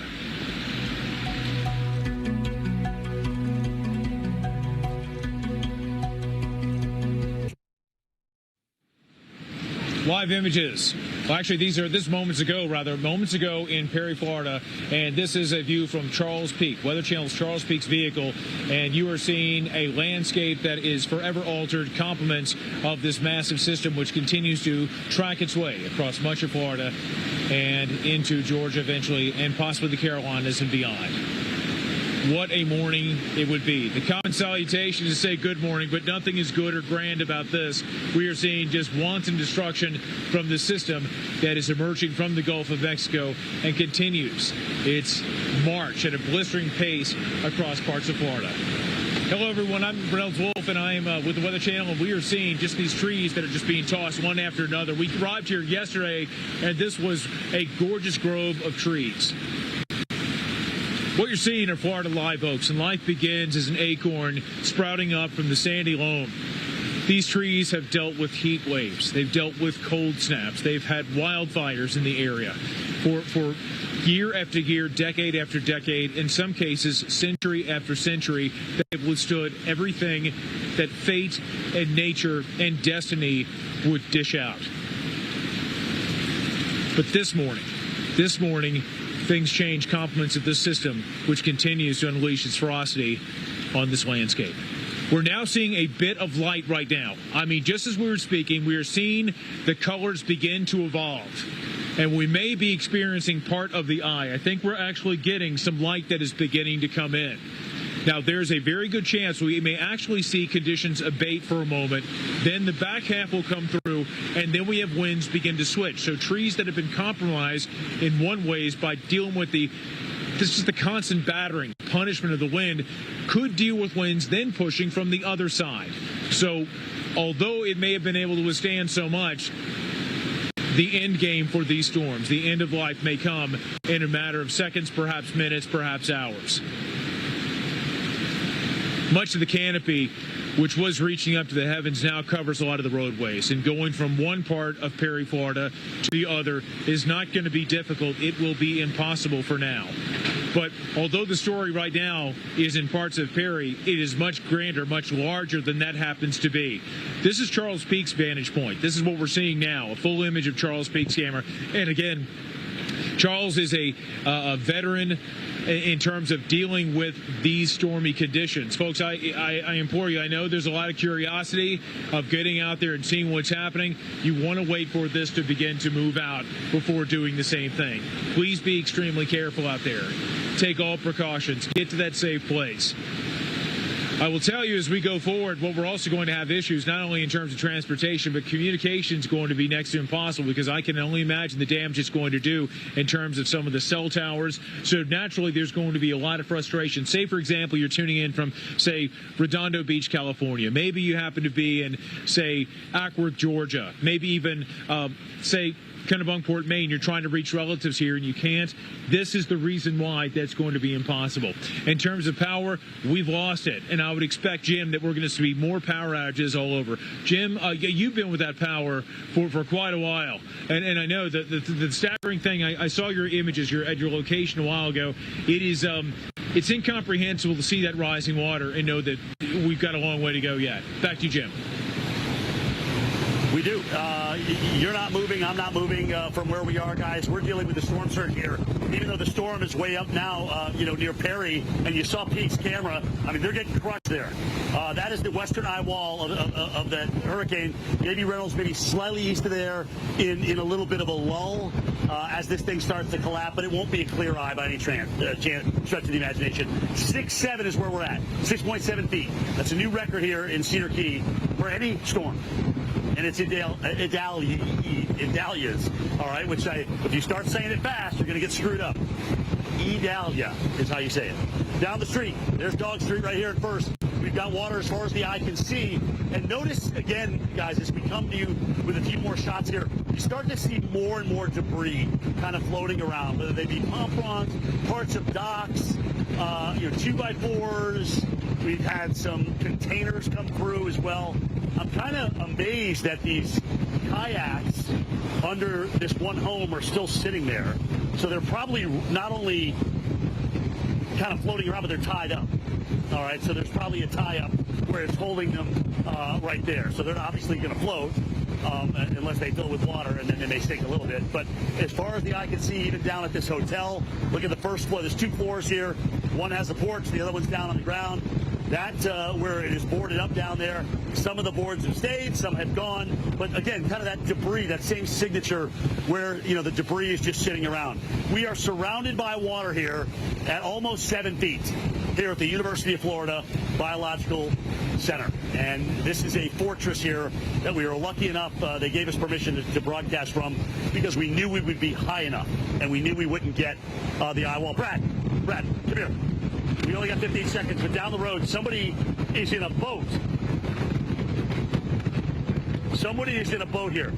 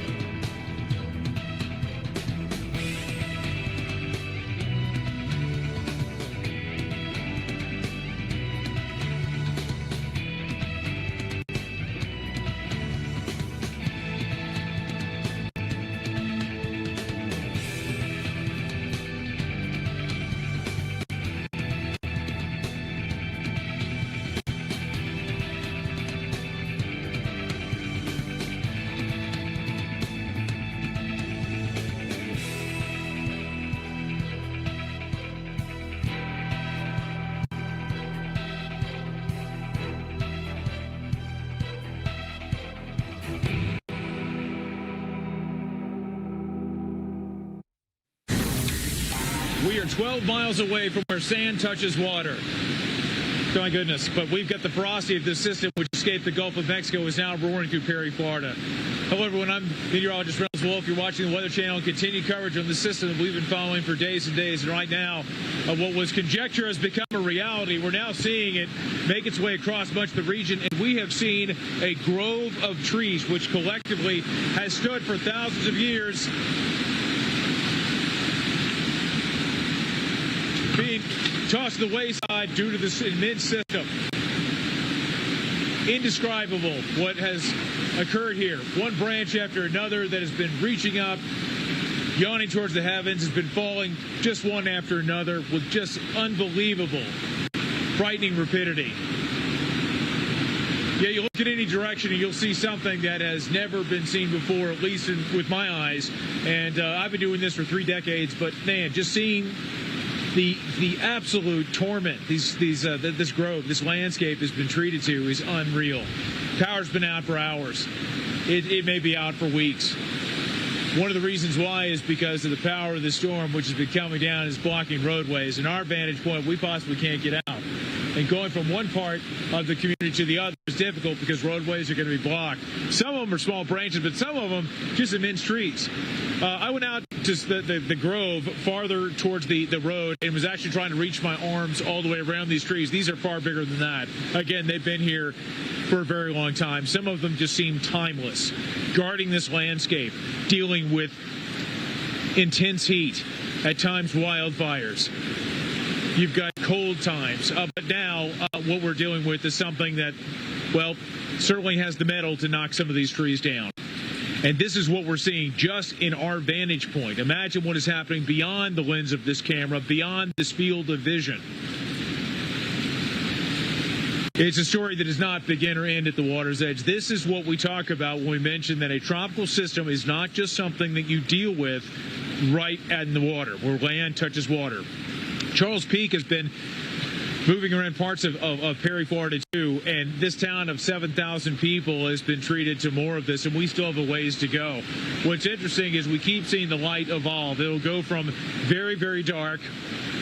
Then you'll have brightness where you have some of that, the sunlight actually reaching ground level through that eye. We're going through, it looked like last couple rounds on radar, I may be wrong with it, but it looks like we're going through an eye wall replacement cycle. But what we're dealing with here is just one big, just tremendous batch of wind and rain that comes through. I'm going to send it over to Charles Peak. Charles, I cannot hear myself very well, and I'm not sure I can hear you, but I'm going to hand it off to you, and you just tell us what you're seeing in front of you at this hour. Yeah, Reynolds, for about the last 30 minutes, as you've been talking about it, it's just been relentless here. The winds are just crazy. Trees breaking, signs going, just parts of building flying by. I'm tucked in behind a building for protection, but even that, it'll fly around at times, and pieces of branches or something will hit the vehicle. But you'll get a little break, and you're thinking, okay, maybe the worst is over, and then all of a sudden another gust will come through and take over trees, and it's just we're right now just on the west eye wall. I was going to try to see if I could get into the eye wall, see if it was clear, but it's just not safe from my perspective to be out trying to drive and have some of this debris bust out windshields and windows, and it's just not what I want to do. But there are people out driving around in this. Some of them are storm chasers. Again, to me, the damage to your vehicles and such, and it's just not safe to do that. And so I'm as in the safest place as I can get to be able to still capture. But you can see it bending these trees over, branches going, in some cases toppling over trees in this parking lot that I'm looking at, and pieces of the roofs of metal buildings. You can see them flying by at times, and it's just relentless. So back to you, Reynolds, if you can hear me now, brother. All right, Charles, I was able to pick up your transmission. Be safe out there. Be careful. I know you will. Now we're going to send it back over to Cedar Key. That's where we find the man. We're talking Jim Cantore. Jim, I know you guys are staying in a veritable fortress, a good place to be on a very, very bad day. I'm glad you're in a safe spot, but my goodness, what has happened to that community, it is unspeakable, Jim. It's heartbreaking. I was talking to a lady yesterday, Reynolds, and she was like, Jim, the same people sometimes we fight with when we're sitting next to them at a restaurant in the afternoon and evening. The next day we're all hugging because this is community, this is family. It's like a big family here. And this is the biggest storm surge they've ever gotten in Cedar Key, sadly. And you can see how it's come in to people's homes in some cases. We've been showing you those shots earlier. It's come in, caused some structural damage, as you're seeing. And there is water as far as the eye can see. We are about 7 feet right now, which breaks the old record from Hermine, which is 6.1. And we are still seeing the water come up, guys. The waves are still rolling in here from the Gulf of Mexico. We'll be right back.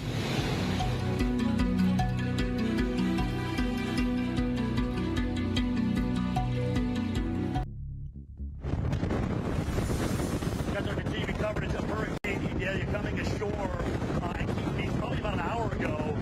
The problem is the eye wall, that western eye wall is held together, and you've seen Reynolds' shots. We'll see them in a second here again on how they're getting a tremendous amount of tree damage. If you're watching us from Madison, that same eye wall in Madison, Florida is coming your way. Get ready to get crushed. If you're watching us from Valdosta, it is coming your way. So now you're talking about bringing that wind and that core across the I-75 corridor. All right, let me show you around here. We are in the middle of storm surge here, 6.8 feet. That is a new record here for Cedar Key. Compliments of Idalia, and unfortunately, this eclipsed the old one of 6.1 from Hermine. But the damage has been done. We've seen water coming into homes, hotels, businesses, some of the debris starting to pile up. One thing I have noticed, I will say, is that, and you can see it into those homes right there, the debris piling up in front of them. The trend for the rate of climb of the water has slowed down. So we may be seeing kind of a topping, if you will, of the storm surge, well, with the storm coming on shore. Now, that's not to say the water's not going to stay up for hours, because it likely will. I mean, we've got to get rid of almost 7 feet of water here. And you can see we're actually 6'9".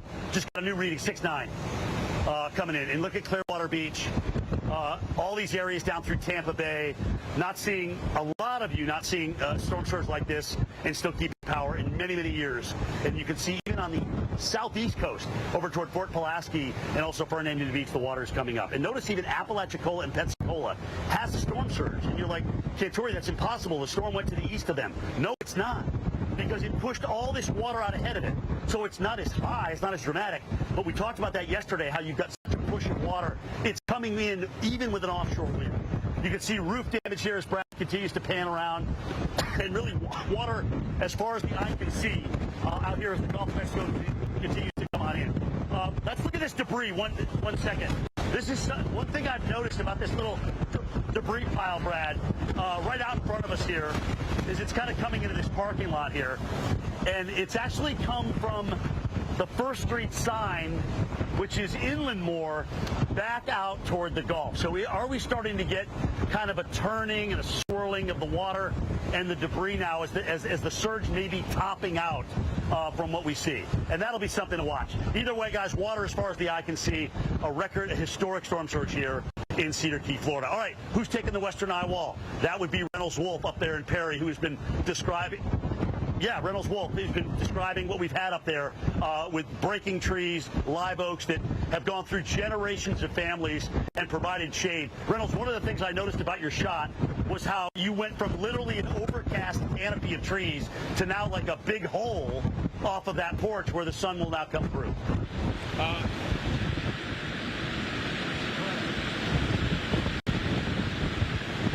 Jim, I'm sorry I wasn't able to hear what you were saying there moments ago, but let me give you just an update of what we've been seeing here. We've got plenty of tree damage that came here. Now, we just arrived here late yesterday afternoon, and this grove was in pretty good shape. But right now, you see these trees that have been snapped in half, a lot of these oaks. Now, each one of these trees easily over 100 years old, but you look at them collectively, we're talking about a lot of time. Collectively, they've been here. Notice, though, you have a lot of pine trees, a lot of, let's see, even some magnolias off in the distance, but I mean, everything's been shattered. The reason why this is part of the story is that these trees are going to block a lot of roadways. So when you have recovery efforts in parts of North Florida, eventually Georgia and the Carolinas, this is why things could take not just days, they could take weeks possibly to get power restored in so many places, not to mention supplies, material going from one part of the map to the other. What's interesting is this continues to make its way across parts of North Florida. It's almost as though with each one of these concentric bands that comes on through, there's like an ebb and a flow to it. It's almost like a giant breathing organism. You have an inhale, you have an exhale. When you have the exhale, it is this preponderance of debris and water and just ferocity that tugs the uppermost branches of some of these trees. Now, you'll even see a pine tree. Austin, I don't know if you're able to get it. You go up, you see it swaying in the breeze. Again, that's your evergreen, although some of these live oaks, they actually keep their leaves for about 11 months out of the year. But a lot of those are just clipped completely. I mean, this thing has been racing its way across the landscape, and this is what it's doing, not just only in our live shot, but in many other places across North Florida. And for our friends that are in South Georgia, this is what you can expect as we go forward. Now, as the system is away from its primary power source being the warm waters of the Gulf of Mexico, and that has been one thing that we've been talking about, the sea surface temperatures, how warm they've happened to be. That's one of the things that's given this a lot of the gusto, a lot of the power as it races through. Now, it's going to begin to weaken. You'll see those wind speeds overall, sustained winds begin to drop, but don't let your guard down, because with these bands, they come on shore. Pardon me, folks.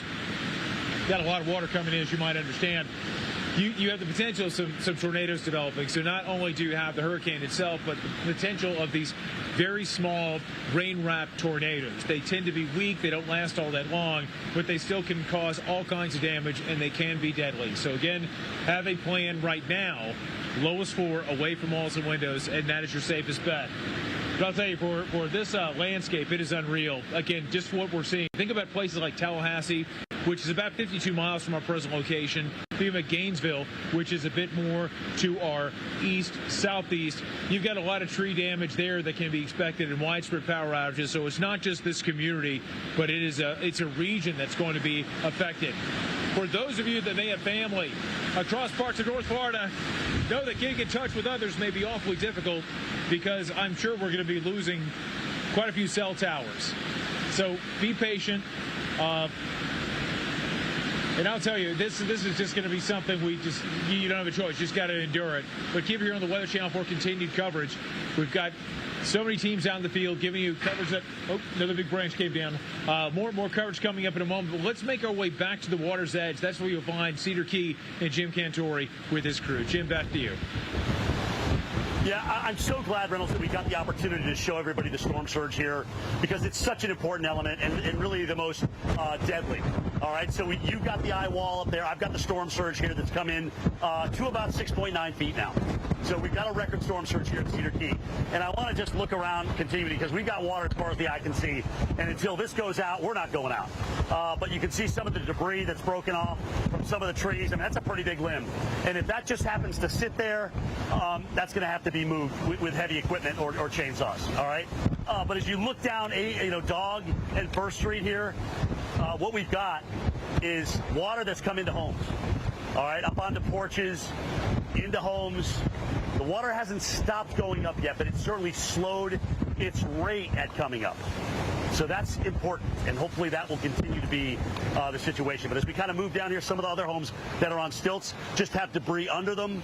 The kayaks under that one, the pink house, the tangerine house, if you will, are tied to that piling, so they're not going anywhere. And as we continue to move down, again, right here on First Street, you can kind of get an idea between the power poles of where the street is, but there's debris, of course, in the middle of that. Now, remember, there's only one way in to Cedar Key. That's 50 miles or so southwest of Gainesville. But the fact is all this debris probably goes for about 10 miles inland. So they're going to have to get payloaders and equipment down here to move that debris out of the roads before people, including our team here, can get out. But we knew that. We planned on that. We wanted to show you the storm surge here, which was forecast to be 12 to 16 feet. It probably isn't going to get that high, thank goodness. But remember, what goes in must come out. So at some point, this water is going to retreat back out to the Gulf of Mexico. Don't be fooled. Don't be caught out in those currents with the water moving around. And that's why we chose this facility from the University of Florida. Again, Brad, just give everybody an idea. As we look down, you can see another part of the Gulf of Mexico that is coming into this area here. To the right of where our camera is right now is kind of that downtown area. Real popular restaurants, steamers, super nice people. Steve and I got a chance to, Bruce and I got the chance to eat there the other night. And, they knew it was was coming, but this is family, this town, and that's what they told us. Jim, make sure you know that we may be fighting one part of the day, but the next part of the day we're hugging each other. And then we're going to come together with this, and we're going to help everybody get back on their feet here. Just a beautiful little fishing town. Saw an amazing sunrise and sunset, and they'll be back. As a matter of fact, I think we're going to see the sunset here later on today as this thing continues to pull inland. I have not seen a 100-mile-an-hour wind gust yet. That doesn't mean we didn't have one, but we've still got a semblance of an eye wall that is making its way toward Madison, Florida, and also Valdosta. And that's where I'm going to bring in Dr. Greg Postel, because I want him to nowcast, which is essentially current weather watching for you guys, and also talk a little bit about something that we talked about online together. Dr. Greg Postel, you were mentioning something about the winds that we saw at about 4,400 feet on the radar that were over 100 miles an hour.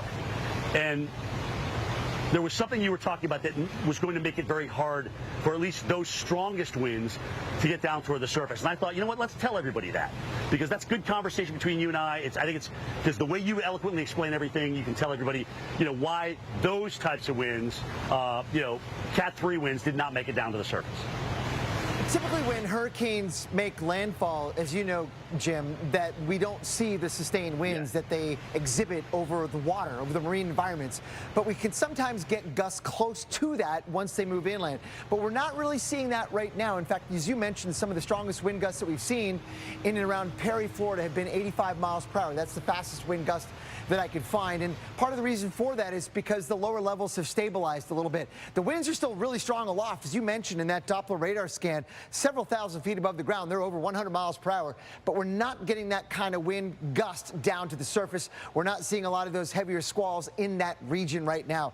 That's a really good point, Jim. But, still, I'll send it back to you, Jim, for a second, but still we have extreme wind warnings. There is a possibility that we could see wind gusts over 100 miles per hour in that northern eye wall as it closes in on Valdosta, Georgia, coming up in the next hour or two. Yeah, so now that you can see it's all the way to the Georgia line, guys. And if you're just kind of now casting this or watching it, this is getting ready to come across a major interstate, I-75.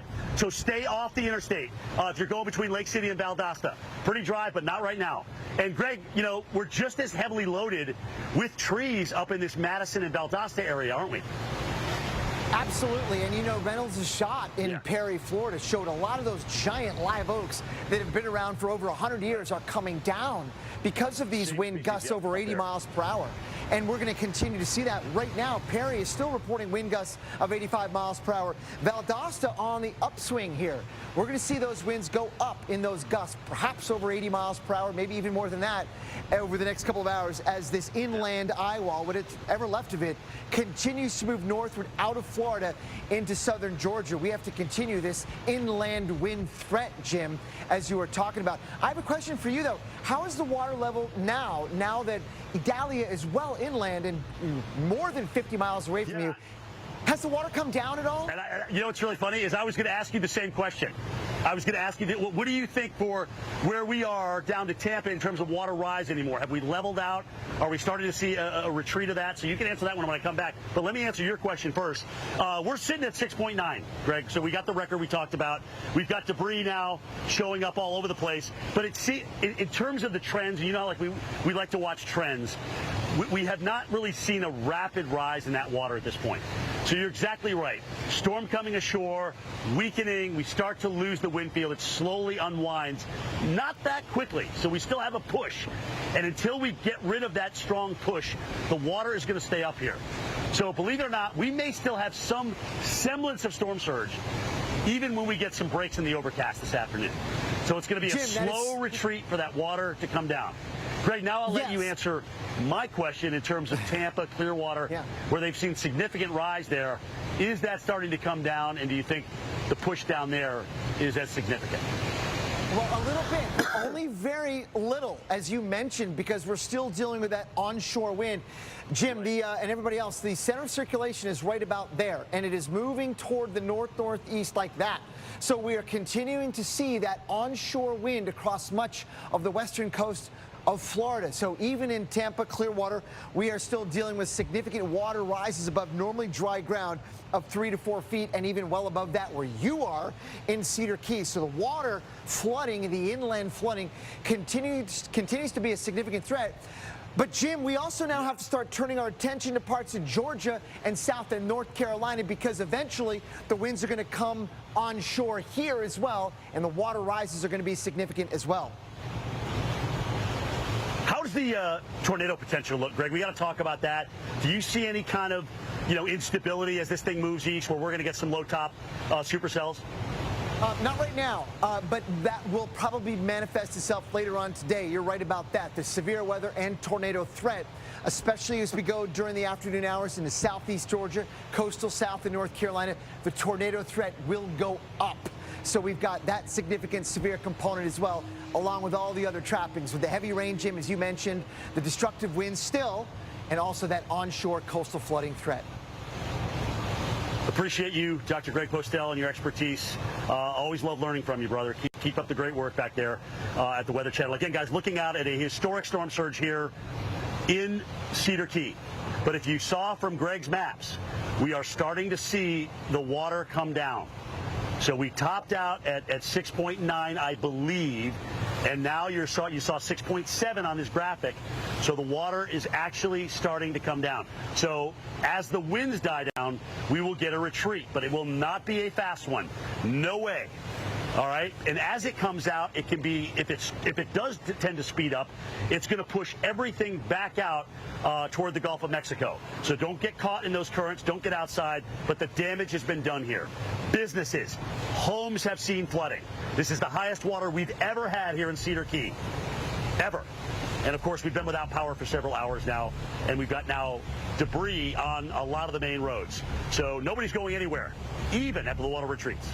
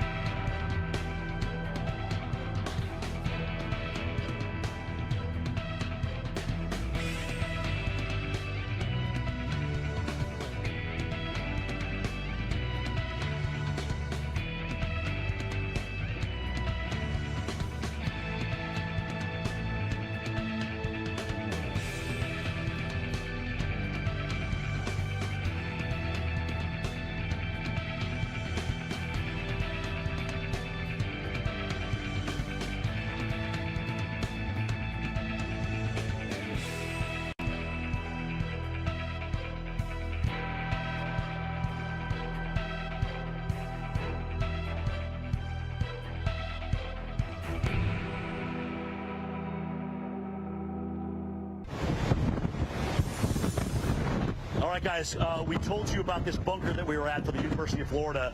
We are on the front side on the level that is about 25 feet up. This is the back side. It also has equal decks. One's at 25, the other one's at about 35, 40 feet. And this is where our storm path camera is, on the back side. We cannot walk out that door. The winds are too strong, and they will rip the door right off. And we don't want to cause damage that doesn't need to be done to this building, because they were nice enough to let us use it. But this is looking back out toward the Gulf of Mexico. On the left, that is that downtown area, where a lot of the restaurants and even a hotel is right on the water there. That's Dock Street. It's all flooded. It's all flooded out. Most surge we've ever had here, 6.9 feet. Now going down, okay, we're down to 6.7 with the gauge. So hopefully we've peaked out there now with the storm coming ashore. But this is the back side of our building here, where the Gulf of Mexico and the land have merged here in Cedar Key from a historic storm surge from Idalia. All right, guys, back to the front side of the building where Brad and I are. I want to show you one thing before I get to my shots, and that is the power outages. This is a point I need to make here for you. Now that we have this storm onshore, moving through more population and more tree canopy and power lines, we're going to see these power numbers go up. And they're going to go up in a big way. We're going to go into Madison with this eye wall, and we're going to go into Valdosta, Georgia. So you're going to start to see these numbers really coming up in Georgia as we work our way probably through the next couple of hours. All right, so plan on that.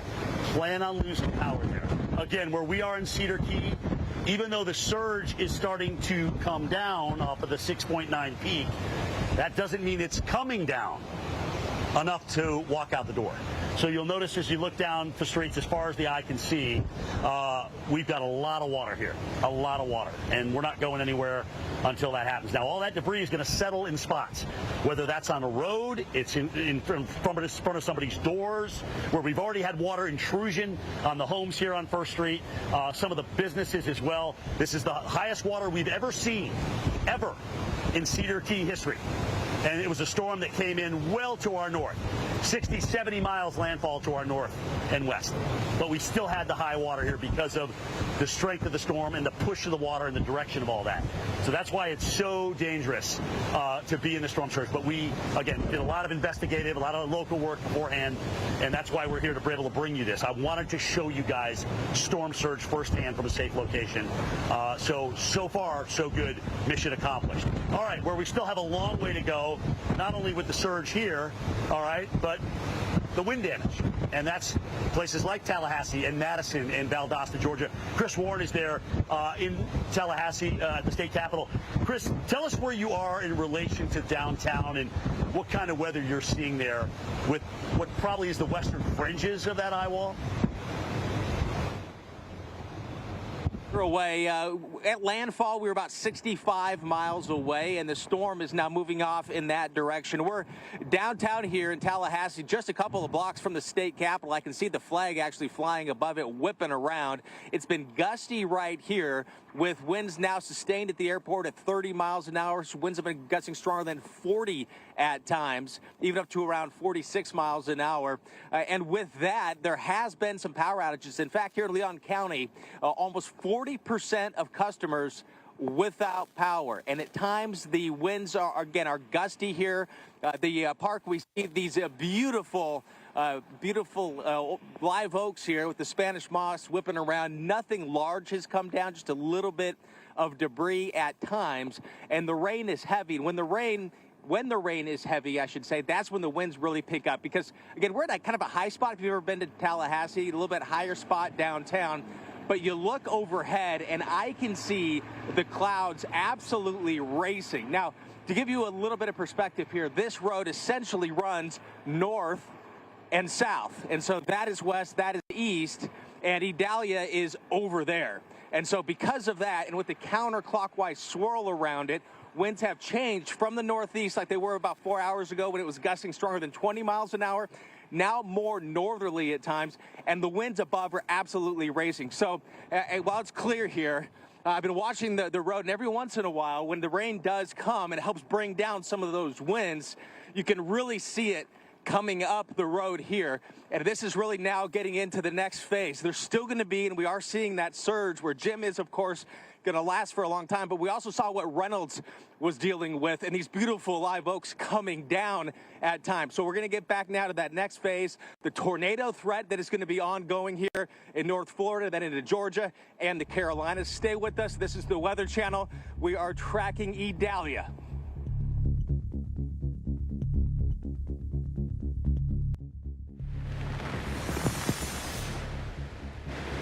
Hurricane Idalia coverage continues live for you now on the Weather Channel. Good morning. I'm Justin Michaels. This is Valdosta, Georgia, and you can see we are getting very close to being in the eye wall here as this storm continues to move to the northeast off of the Gulf of Mexico and now up into the United States of America, mushing through up into the Carolinas later today. But right now and for the next several hours, we're going to be dealing with the eye wall before it finally calms down here in Valdosta, Georgia through the afternoon and into the evening. We heard Jim Cantore say earlier, could he see down there in Cedar Key a sunset tonight? It's certainly possible here as well because the storm is moving so quickly, just shy of 20 miles per hour off to the northeast. You can see we have these gusty winds, and in fact, when we're talking about winds here, as the eye wall comes through here in Valdosta, we're talking 60, 70, potentially more than 80 mile per hour wind gusts. What that is going to do is cause major problems for the tree canopy here in Valdosta. This is a Tree City, USA. It has that wonderful designation, but when it comes to severe weather and tropical weather coming through, that can be a bad combination when you're trying to keep the power infrastructure up and running. So with tree branches coming down, limbs coming down, the safest place for you to be is inside. We have spoken with emergency management this morning, and they are imploring people here in Valdosta to stay in their safe place. Do not come outside. Stay indoors. There is a shelter, an emergency shelter set up here in Valdosta today, but the hope is people will be where they are, and that is their home until this storm pushes through. The worst of it happening through midday as the eye wall of Idalia will be coming through here, and then throughout the afternoon the winds will slowly die off a little bit and the rain dying off more, and then by evening again possibly a sunset here in Valdosta, Georgia. But as you can see, we have pretty decent winds right now. We have a confirmed gust over 60 miles per hour earlier today. Folks, if you're watching us, you still have power, definitely just stay inside. This is not the time to go out. At least through mid to late afternoon, you want to be in your safe place.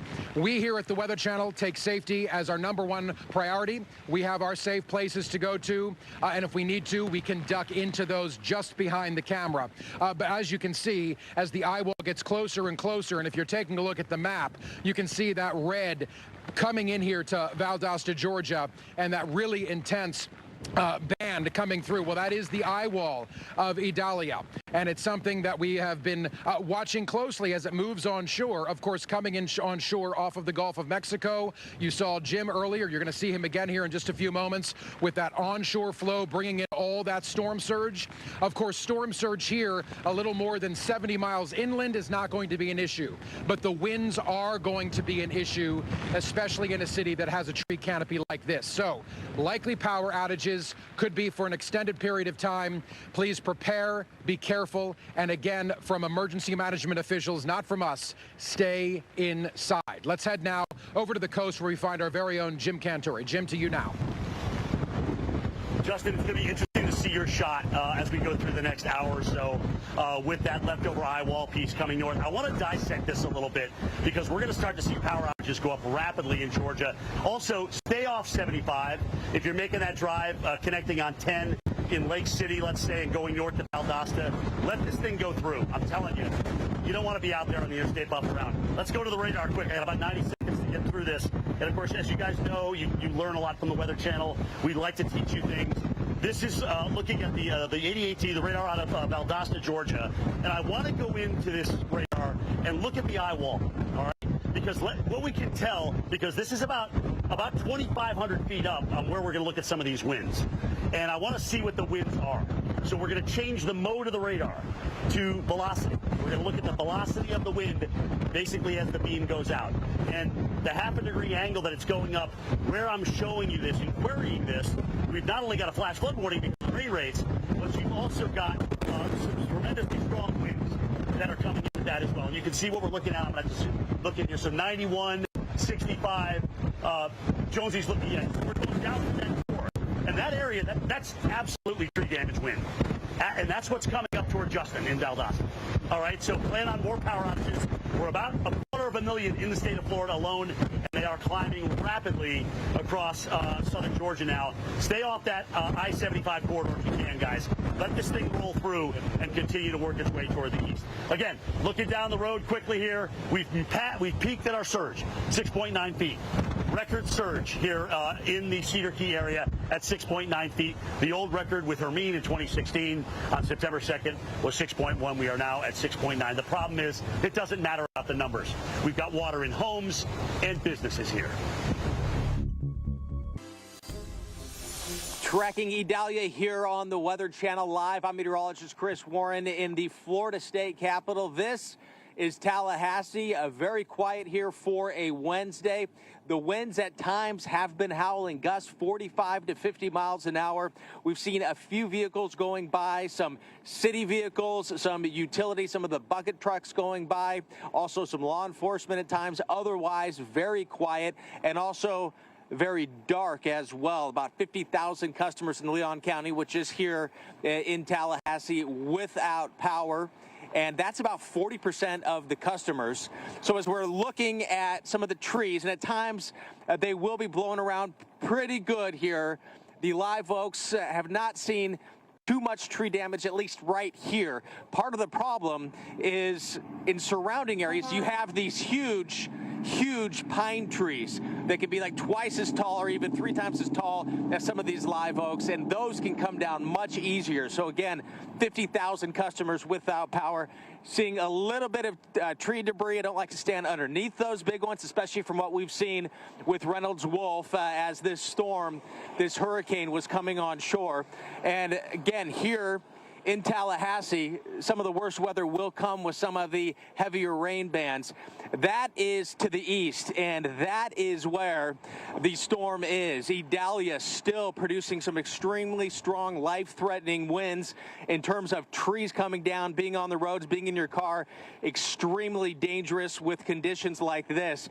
And that also direction to the east is where the center of the storm is, and that eye wall, and it is heading in the direction of Valdosta, Georgia, where the rain is coming down very heavy and the winds are likely to pick back up. Here in Tallahassee, still expecting at least a few more hours of the strong gusty winds, but heading east closer to the center of this massive storm is where those winds have the potential for doing a lot of damage. And right there in line on the edge of that, on the edge of some of the worst weather, is the Weather Channel's national correspondent, Justin Michaels. Hey, Justin.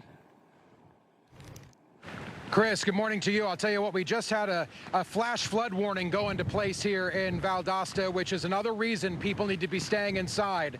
The urgency of staying inside is coming from emergency management, hoping that people do heed those warnings, because being outside is the last place you want to go, especially as we get closer and closer and closer to what will likely be the eye wall or the remnants of that eye wall from Hurricane Idalia coming on shore in Keaton Beach earlier today and now pushing up to the northeast. Valdosta is about maybe 70, 80 miles inland from that. Amazing that we are under a hurricane warning here as well as that flash flood warning, and there are high wind warnings just to our south. We have to believe as that eye wall gets closer to us, those high wind warnings will extend here to Valdosta. But for right now, you can see the intense amount of rain coming down, and it's because of this rain that we have that flash flood warning.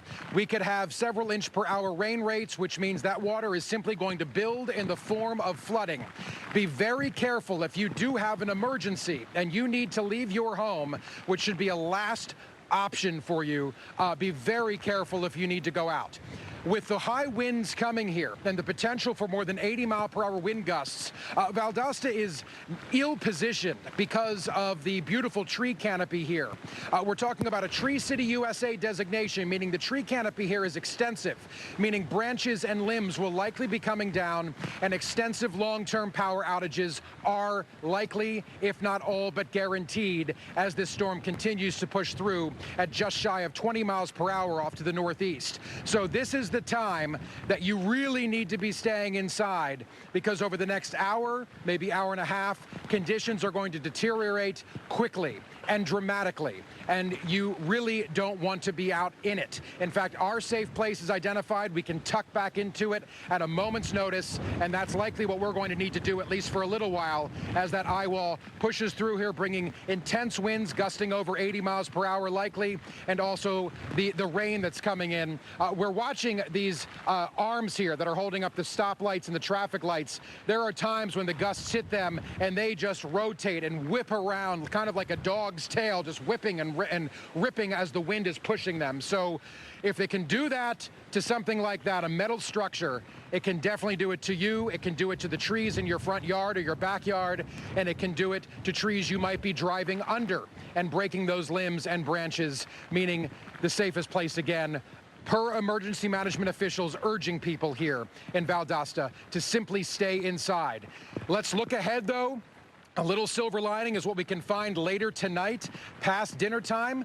Could we see a sunset here like Jim Cantore's hoping for down on the coast? Absolutely, because by dinner time, the rain will have pushed out. We still are likely going to have breezy conditions, but the storm will be pushed off to our northeast by dinner.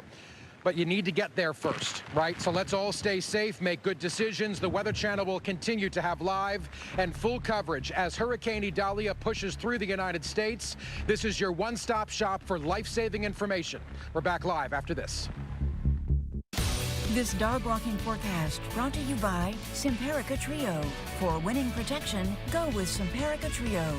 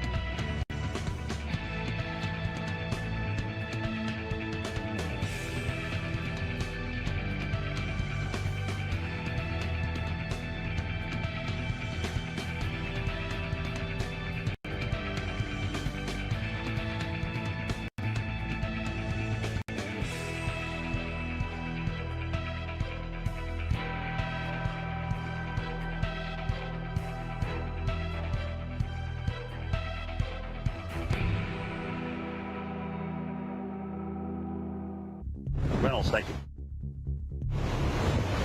All right, guys, power outages continue to mount north of 250,000, so 250,000 customers, Georgia, Florida included, and really right where that eye wall is. And Canaan has destroyed a lot of the trees. We're going to talk to Reynolds about that in just a moment. Now moving up toward Valdosta, where we have Justin Michaels. He's going to be able to show you as that moves in what's happening. But the other thing, too, is as it's kind of making this turn a little bit more toward the east, the back edge, that western eye wall is producing tremendous rainfall rates. So we've got high wind and flash flood warnings in concurrent junction with that because of the fact that you've got such heavy rainfall rates. So watch out for flooding. Stay off the interstate if you can. 75 could become a parking lot if we push a tree across it and nobody's going anywhere after that. And then you're stuck in that wind and heavy rain. All right, so here it's all about the surge. 6.9 feet, record storm surge here in Cedar Key, Florida. You know, we can talk till we're blue in the face about records, but it's about the people. And as we look from right, where these homes are up on stilts, the hotel's flooded, but to the left, where you have people's homes, where all of a sudden they were enjoying their summer, and here comes Idalia. And with it, a record-setting storm surge. Now, 6.9 is where we're at. We're starting to go down from there. We're down to 6.3 now. So we've peaked with the storm surge on the west coast of Florida. And the storm is going to continue to weaken, and our wind field is going to drop, so the water is going to slowly retreat. But look at the fetch of wind still coming in to the Big Bend. That's the problem. So you still pile up water with that wind. All right, and we're going to see that water stay up for a while, and we're going to see these problems. Now, the other question is, as the water comes down, what happens to the debris? Does it just sit in front of people's homes? Does it sit in major roadways? Like 24 is the only way out of here, where we have the major thoroughfare. Is there mud on there? Is the bridge undermined? Those are all things that have to be checked before we can get out. But we're pretty much surrounded by water now. We knew that was going to happen. We planned for that. But we showed you the storm surge, and this is why we need you to get out of it when you're issued an evacuation order, especially if you're in homes that aren't on stilts out here. All right, guys, again, taking it in terms of the wind with the Cat 4, Cat 3 winds, that was Reynolds Wolf talking about winds here that did a lot of damage, unfortunately. And Reynolds, I would imagine a good section of where you're at right now in the Perry area is without power.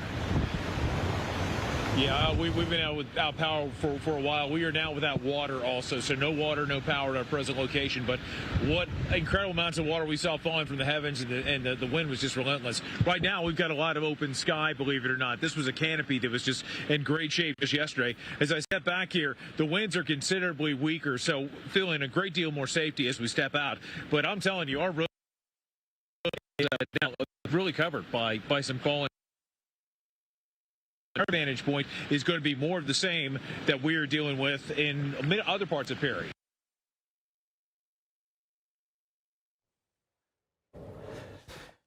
Well, obviously, out in the field, we have some communication issues from time to time as Reynolds in Perry, Florida, is still dealing with some pretty significant weather across the region. We're seeing wind gusts over 50 miles per hour in Perry right now. Sustained wind out of the west at 38, gusts to 55. Valdosta now moving through parts of the whatever's left of this northern eye wall is bringing wind gusts over 60 miles per hour, and do expect some damaging winds right along this zone, now primarily in southern Georgia. That's where the worst of all the wind damage is likely for now. But I'm also spotting some pretty strong winds here along Florida's northeast coast and the coast of South Carolina and North Carolina, as that onshore wind component will bring some significant water rises there. Now, earlier we were watching some very strong wind gusts earlier in the altitudes here of a couple of thousand feet above the ground, where inbound and outbound wind components were above 100 miles per hour, leaving North Florida and into southern Georgia. So it is indeed still possible that with that remnant northern eye wall, we could see wind gusts over 80 miles per hour in some spots. But the wind damage threat will gradually wind down over the next several hours as we move out of Florida into southwestern and southeastern Georgia. But the water rises, as you saw from Cantore's shot, are still relatively significant here, very, very much so in Cedar Key, Florida. But elsewhere along the coast of Georgia, Fort Pulaski, heads up, your water is just beginning now to go up. I'm going to send over to Reynolds Wolf in Perry, Florida. Reynolds, you're back with us with those gusty winds still. Yes, indeed. Yeah, guys, just giving you a little bit of inside baseball. When I was up earlier, you'll notice that our signal, it's what we say in television, our signal crash. We're relying right now on cellular technology. So the reason why I bring that point up is communication. If you're trying to reach a loved one that lives in this area, it may be very difficult for that very reason. We've got a lot of cell towers that are down. Signals are being compromised. The winds really did a lot of it. Although we have had some heavy rain, you can see what the wind has certainly done in this location. Open up the skies, and now we've got more sunlight. The winds are weaker, but with trees that have been already dealt with quite a bit of damage, we may have a lot more damage in these spots. And what you're seeing here in this landscape, we could see across parts of Georgia, the Carolinas, and beyond. Coverage continues right here on the Weather Channel. We have more coming up after these messages.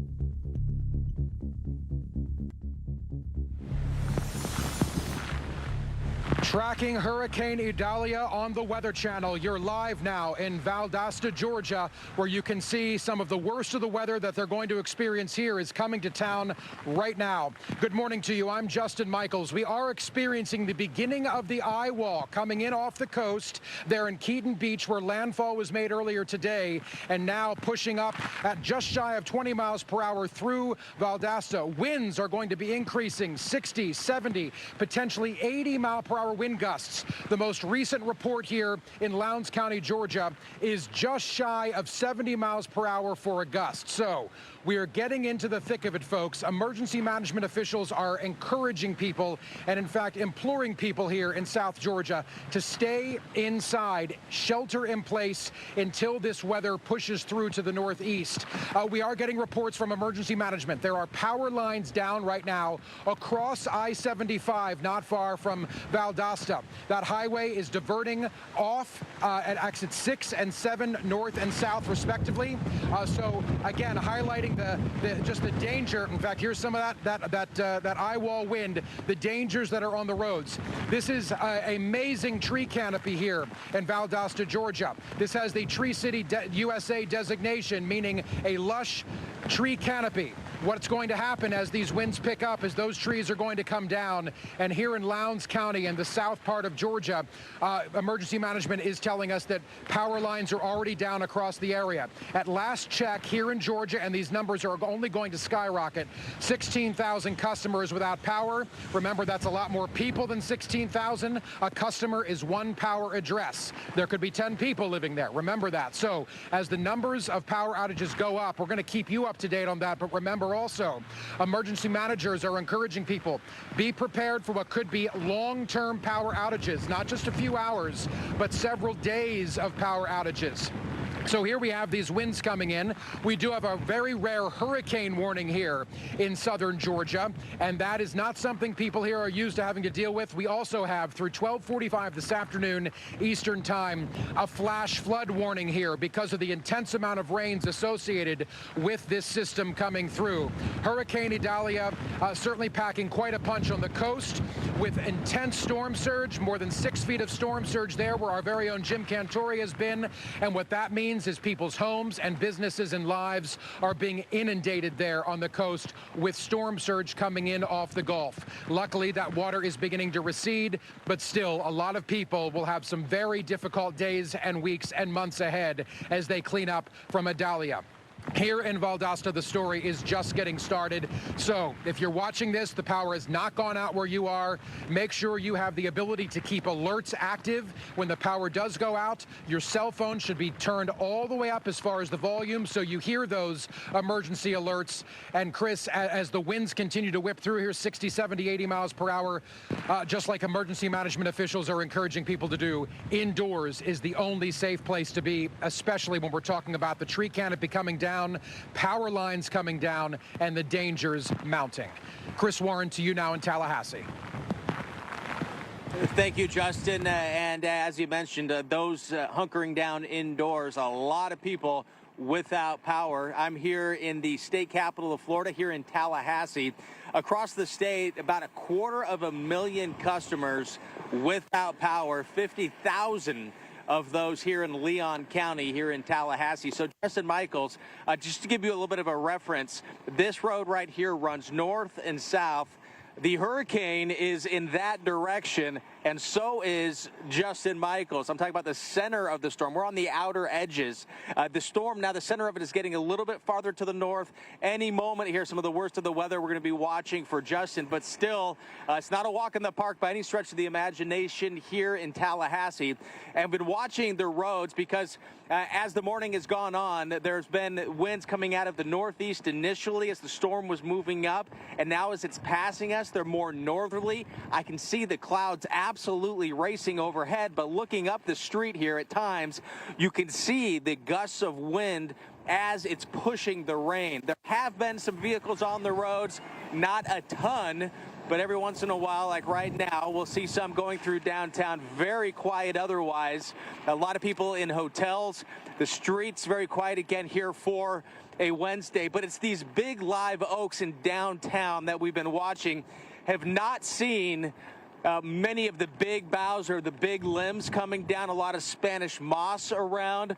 Again, these waves of rain at times, and you can see some of the tree debris as well. And winds at times have been gusting 40 to 50, even one spot in the county a little bit stronger than 50, 53 mile per hour winds. But the threat for strong, damaging winds does continue. And one of the wild cards with a hurricane as it's passing by is the change in direction of winds. Because when you look at these trees and they get the winds coming from one direction and then it changes maybe, and even right now you can see how the rain and the wind is really hammering what would be the northwest side of the tree. And then eventually the winds are going to turn to be from the west heading to the east, so the wind will be hitting trees in different directions. Now, where we are here in downtown Tallahassee, a couple blocks from the state capitol, somewhat protected, and another little saving grace for these trees is the fact that they're not super tall. The fact that you can see the top of them here, you're looking at maybe, 2 or 3 stories. That's as high as they are. But when you're talking trees that are up around 5 or 6 stories high or even taller out in the countryside, that's when, especially those big pine trees, that's when you can see them snapping, and you can end up with a lot of power outages. Again, 50,000 customers here without power in Leon County. And that's about 40% of the customers. And that is going to, throughout the day, be something that people are going to be waiting and wondering about. When is the power going to come back on? Of course, we talked to the mayor yesterday, and the plan is in place when it's safe to the utility crews that have come from out of state, several out of state areas, to do their best to try to get that power back on. So now in that direction to the southeast of where I'm standing in Gainesville is meteorologist Jackie Jarris. who's been tracking this storm as well. And Jackie, while the rain is kind of more hit and miss right now for many areas, what is your biggest concern right there for Gainesville? It's all about the wind here for sure, Chris. We've had our strongest wind gusts just yet that literally came on while you were talking just moments ago. We've clocked winds around 50 mile per hour gusting at the airport there. I would say this last gust is probably stronger than that. You can see the trees that have been bending over. We've seen some large limbs that have come down here into the downtown area. And take a look behind me. Look at those clouds. The clouds are racing by us. So the wind is at my back. It's coming in on the south-southeast right now. So when the wind is at your back, you know the storm is off towards your left. So it's out in front of me. It's about 80 plus miles away from our center of location, but we're getting the tropical storm force wind gusts. This is much better than what we were expecting yesterday in Gainesville, but still, I just got off the phone with the mayor. He tells me that there are some trees that have been downed across the city, and there are some power outages. I did just check with Gainesville Regional Utilities, and there are about 3,000 people that are without power. And here comes that stronger gust that I was talking about. Look at how the wind is just blowing through the trees right now. This is the old Hippodrome Theater that you're looking at here, the big building. And I know we think so much about Florida being nothing but palm trees, but no, here in North Florida, we certainly have much larger trees than that. And when trees are planted here near the sidewalk and you get that saturated ground, it's much easier for trees to get uprooted. So that's going to be one of the concerns going forward. So the storm is likely at its closest approach to us here, but it's going to be sitting there for hours. So we are talking about the whole rest of the day pretty much dealing with these stronger wind gusts. I think after 3 o'clock or so, we could start to see some of those improvements. Now, as for the rainfall, we picked up about an inch. We are under a flood watch in addition to the hurricane warning, but I don't think the rain is going to end up ultimately being a huge problem here unless we get stuck in a consistent feeder band, and that's going to be increasing our tornado risk. We are under a tornado watch here as well. So the forward speed of the storm is helping us, keeping our flood risk down a little bit. It's adding insult to injury when it comes to the strongest wind gusts. You have to add that forward speed into the strongest gusts, and those are the impacts that we're going to be feeling. So we expect more power outages and more downed trees. So if folks stay inside, that's going to be their best bet here in Gainesville. So about 90 miles to my north and west is where we find our Justin Michaels. He is live in Valdosta, and I know, Justin, you guys have been getting hammered there in that eye wall. We have, and it's continuing to come through, Jackie. This is the time that emergency management officials were dreading, and they were really hoping that people will be staying inside. Power outage numbers are mounting here because power lines are coming down all across Valdosta and all across Lowndes County. We keep hearing things break and fall, so if you see me turn around quickly, that's what it is. But just looking down Valley Street here, East Valley Street, the street gets lost in the distance because of the amount of rain coming down. We do have a flash flood warning in place in addition to the hurricane warning, and this is truly the worst of the conditions we've seen so far this morning. We have tracked a 67 mile per hour gust in the last 15 minutes. We do expect to see 60, 70, even potentially over 80 mile per hour gusts as the eye wall pushes through Valdosta, Georgia over the next hour or so. After that, it'll slowly but surely taper off, but folks, this is likely the worst of it for us today, and this is the time you really need to be inside. Make sure you have your safe places identified because, of course, there is a severe weather threat associated with this hurricane, and that is just one more adding insult to injury thing you need to worry about.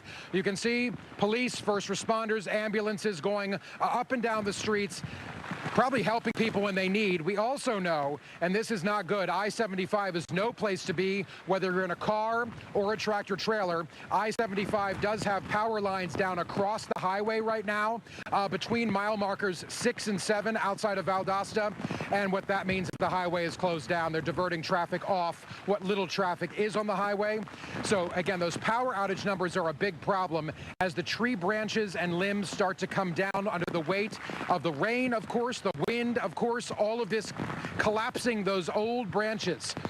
Valdosta has a Tree City USA designation. That's a wonderful thing until a hurricane comes to town and starts to bring down branches and limbs, and it's doing that all across not just Valdosta, but also Lowndes County. Emergency management here has confirmed to us that power lines are coming down across the county, and that is a danger in and of itself. For you to be driving around, of course, if you come across down power lines, stay as far away from them as possible. Don't touch them. Assume that every line is live and active and could potentially kill you. Now, let's head into Dr. Postel. I will tell you, Dr. Postel, the conditions have deteriorated amazingly here just in the last 15 or 20 minutes. Dr. Postel, for folks who are watching us and have not lost power yet, when can people here in Lowndes County and in southern Georgia, Valdosta, Georgia, expect these conditions to go down and calming to happen, because it's getting pretty nasty out here? Yeah, for the next half an hour or so, Justin, where you are in Valdosta, the weather's going to get worse. I think your winds are going to go up a little bit, perhaps over 75 miles per hour in gusts. There is an extreme wind warning right now for a county, the northern county in Florida, here, Madison and Taylor counties. That does not include Valdosta. I don't expect you to ever get into an extreme wind warning, but right now, zooming in on what's approaching your location, Justin Michaels, you still have a ways to go. Some heavier rain moving from south to north, and your winds are going to go up from where they are now. So do expect the potential for more down trees and power lines and power outages across the region. Justin. Well, and of course, as those limbs come down, remember, Dr. Postel, power outages are going to go up. The winds increasing, to your point, are only going to cause that to exacerbate the situation, right? More limbs coming down, more power lines coming down, causing the greater risk for injury to people who may be out. But the hope is from emergency management that people are not out, though we do see people driving around. Here's some folks here that really should be inside. We have our safe place identified just behind the camera. So if we need to duck in, we can absolutely do that. But right now, this is not the time to be driving around. It certainly isn't the time to be on I-75. Again, power lines down across that highway here in Valdosta. It's a tough go for people here as the eye wall does come through. And it's hard to imagine a hurricane warning coming to southern Georgia. You think about those on the coast, right? What's a hurricane warning doing in southern Georgia? Yet here we are, the very rare occurrence of that. So we have that extreme wind warning that Dr. Postel was talking about south of us. We have the flash flood warning that's in place here right now because of the potential for intense rain, which it's doing right now, and also the hurricane warning, which we're experiencing right now. Giving you pause to make sure you're staying inside, make sure you're corralling your family, your friends, people around you. You know where everybody is in case you need to make some life-changing and split-second decisions as the hurricane continues to push through. Of course, the Weather Channel has been on. We are going to be on to keep you up to date with this life-saving information. So, I mean, power outage numbers, that is what we're tracking right now. Power outage numbers continue to go up, and the dangers associated with that continue to go up. Make sure your cell phones are on. Make sure the volume is up, that vibrate is turned off, that the sound is there so you can hear any of those notifications go off, because you're going to need to hear them. The wind, okay, so with the wind and the rain coming right now, it's the kind of rain that actually stings your face as it's coming down. That's the power of the wind coming through, whipping this rain. Again, giving you reason to just be inside. As we go to commercial break on the Weather Channel, we give you Valdosta, Georgia, as Hurricane Idalia comes to town. Conditions deteriorating. Be careful, folks. We're back.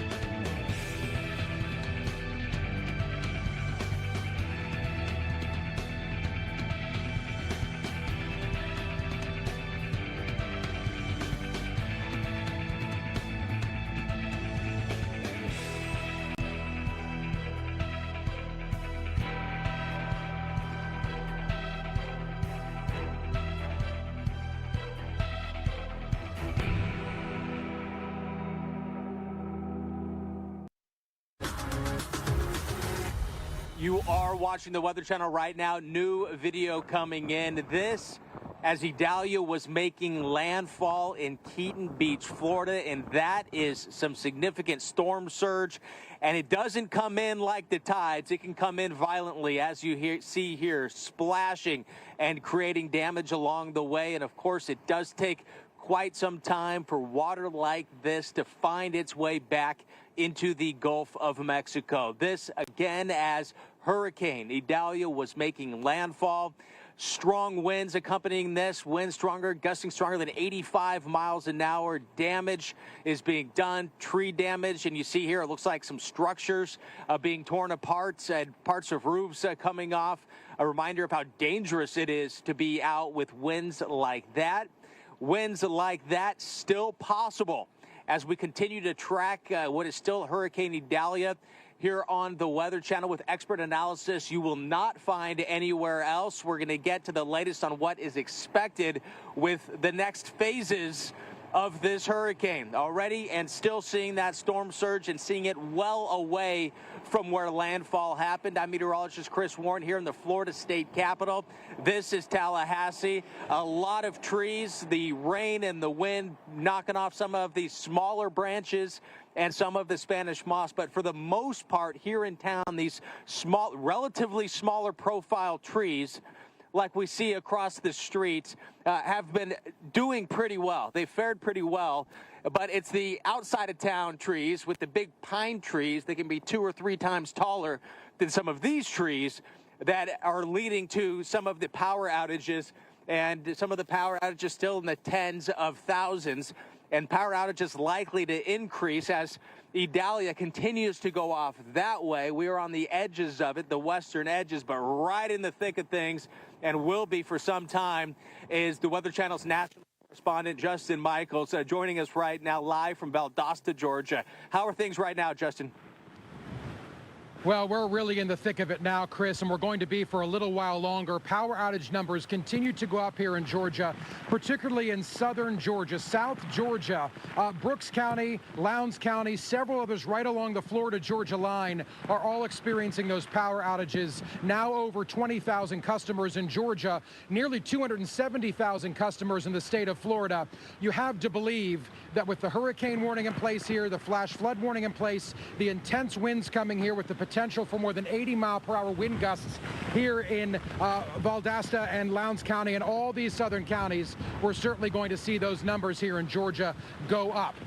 Governor Brian Kemp did declare a statewide state of emergency yesterday, making it easy to start the process to rebuild and to get power infrastructure back up and running with that declaration, making sure the availability of funds is there. But right now, the number one concern is staying inside. Stay inside. If you're watching us reporting right now, you don't want to be out in this. In fact, emergency managers are imploring people, you don't need to leave your house right now. You'll have plenty of opportunity to do that later, but inside is where you should be. Power outages, again, are on the rise, and here's a reason. Power lines are coming down all over the place, including across I-75 here in South Georgia, right outside of Valdosta. There are lines down across the highway. So any traffic that is on the highway really shouldn't be, but any traffic that is being diverted off at exits 6 and 7. If you can just delay your travel until later today, you're going to find a much easier commute for wherever you're going, because right now it is simply dangerous to be outside. We have our safe place identified and can get to it in a moment's notice, and we may need to do that if conditions continue to deteriorate. As Mark Weiss behind the lens pans around, you can see some of the cars who are out. I believe the one that's off to our left here is a police officer. That other one is not. That's somebody driving around. And I don't want to poke at them and poke some attention at them, but driving around right now is the most dangerous thing you can probably be doing aside from walking around outside, because tree limbs and branches are coming down and they are bringing power lines down. So staying inside is the best place you can possibly be as the power outage numbers continue to go up. Remember, emergency managers were saying over the last several days, and especially yesterday in the build-up to Idalia, be prepared to not have power here in South Georgia for as long as 2 to 3, potentially more days. Think about that. Are you well positioned for that? Right now, you have no other option but to have to live through it, so I hope you are prepared. But just keep that in your minds. When the power goes out, it's not going to come back on 10 minutes later or maybe an hour later. The greater likelihood is that it's off for the better part of the rest of this week, if not longer than that. So, as we go to a commercial break, Valdosta, Georgia, under the gun from Hurricane Idalia, the Weather Channel. The Weather Channel continues to track Hurricane Idalia. Good morning, I'm Justin Michaels. This is Valdosta, Georgia, under the gun from the eye wall. After it came ashore there in Keaton Beach earlier this morning, the eye wall is now whipping through South Georgia, and Valdosta, Georgia is under the gun right now. Power outage numbers are mounting here. The rain is intense. We're not only under a hurricane warning, but also a flash flood warning, and that is a major problem. So remember, the dangers are real all across here in Lowndes County and all of South Georgia. For power lines coming down, tree branches and limbs coming down as the more than 60, 70, 80 mile per hour wind gusts whip through this part of Georgia, and the eye wall continues to really bring this state and this portion of the state under the gun from this storm. Taking a look at the ground here, Mark Weiss behind the lens, I want to show you the gully washer of rain that has come down. Several inches of rain coming down, highlighting that risk for flash flooding. Again, this is not flooding. This is simply flowing water. But I can tell you, when we got here to start our live shots, it was a little trickle right along the curb's edge. Now we've got a gully washer, and you have to believe if it's building up this much with the open drain being right there, any places that have poor or blocked drainage, that water is going to rise. If you find yourself in floodwaters, you really shouldn't be out to begin with, but being in floodwaters or driving into them can be a catastrophic and even fatal error. Please don't be doing that. Emergency management here in Lowndes County is really encouraging people, especially right now, to simply stay inside. We continue to see cars driving around. That is emergency managers' worst nightmare. People being out sightseeing during a hurricane. Please don't do that.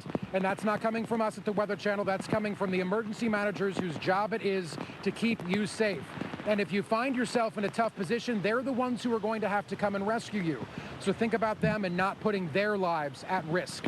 So we've got that flash flood warning through 12:45 this afternoon. We're going to be under this intense wind and rain from the eye wall of Idalia probably through early afternoon.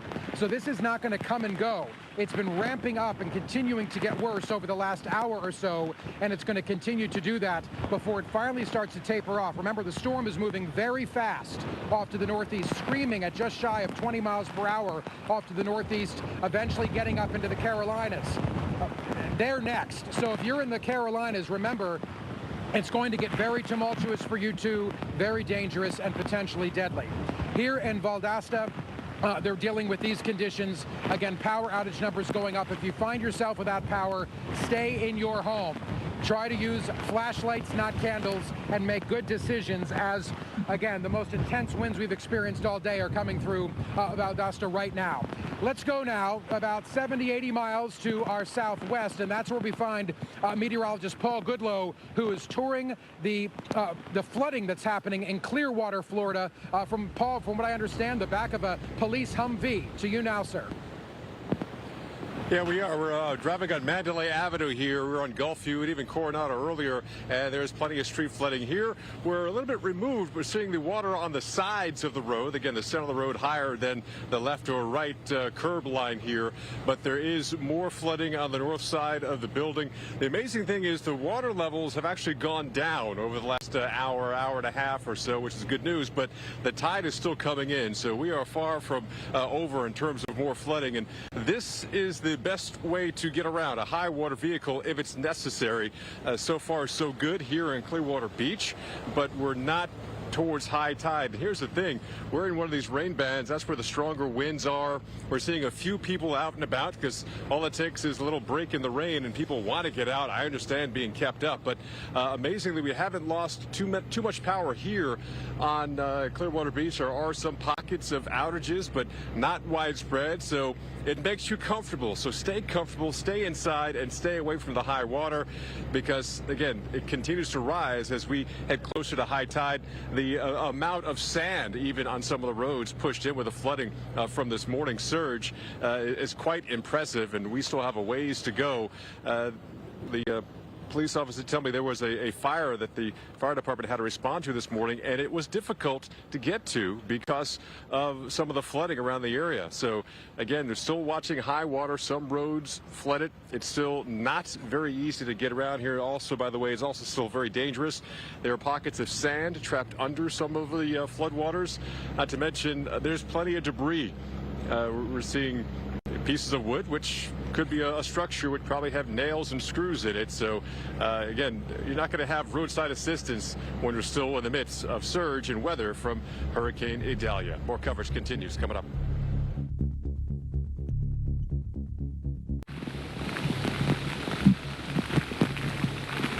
Valdosta, Georgia, under the gun from Hurricane Idalia. Good morning. I'm Justin Michaels. The Weather Channel is continuing our extensive around-the-clock coverage of this storm, now coming to southern Georgia, of all places. This is the focal point of the storm. The eye wall of Idalia passing just to the east of us as we talk right now. As you're watching and looking at the radar, you can see it there. Valdosta in that western side of the eye wall. The winds whipping, the rain coming down, a flash flood warning in place until 12:45 this afternoon. And here in South Georgia, we are in a hurricane warning. Very rare for that to happen, yet Idalia has made that happen now. Now is the time for you to be vigilant and staying inside, not driving around. Of course, there are jobs and careers, first responders and others, that may require you to be out. But if you are not needing to be out in these elements, the best place for you to be is inside. Emergency managers are tracking down power lines all across Lowndes County and Brooks County and all these counties on the Florida-Georgia line, okay? Down power lines, that is fatal because they are likely still live. They are likely still active. If you come across them and you touch them, that's over. Game over, okay? So be very careful, but ideally you're not out at all. The tree canopy here in Valdosta is a major issue. All year long, it's beautiful, and it's a point of this city that makes it a wonderful, beautiful place here in South Georgia. Today, it is very dangerous as limbs and branches are coming down all over the place. In fact, looking over here in front of the county building here that they're renovating, you can see these massive trees. We have seen branches come down out of those trees, just some of the few happening all across South Georgia. So what's the outlook here? Well, we're dealing with 46 to 66 mile per hour wind gusts. The expectation is that as the eye wall pushes through, that will likely increase a little bit. Could we see 70 or even 80 mile per hour wind gusts? That's only going to bring down more power lines, branches from trees, and limbs from trees. Just exacerbating the issue here in South Georgia. But remember, the story of Idalia is in some ways just starting. It came in onshore this morning there in Keaton Beach, Florida. That's where landfall happened. You'll be hearing the Weather Channel talk a lot about that place and the nature coast of Florida as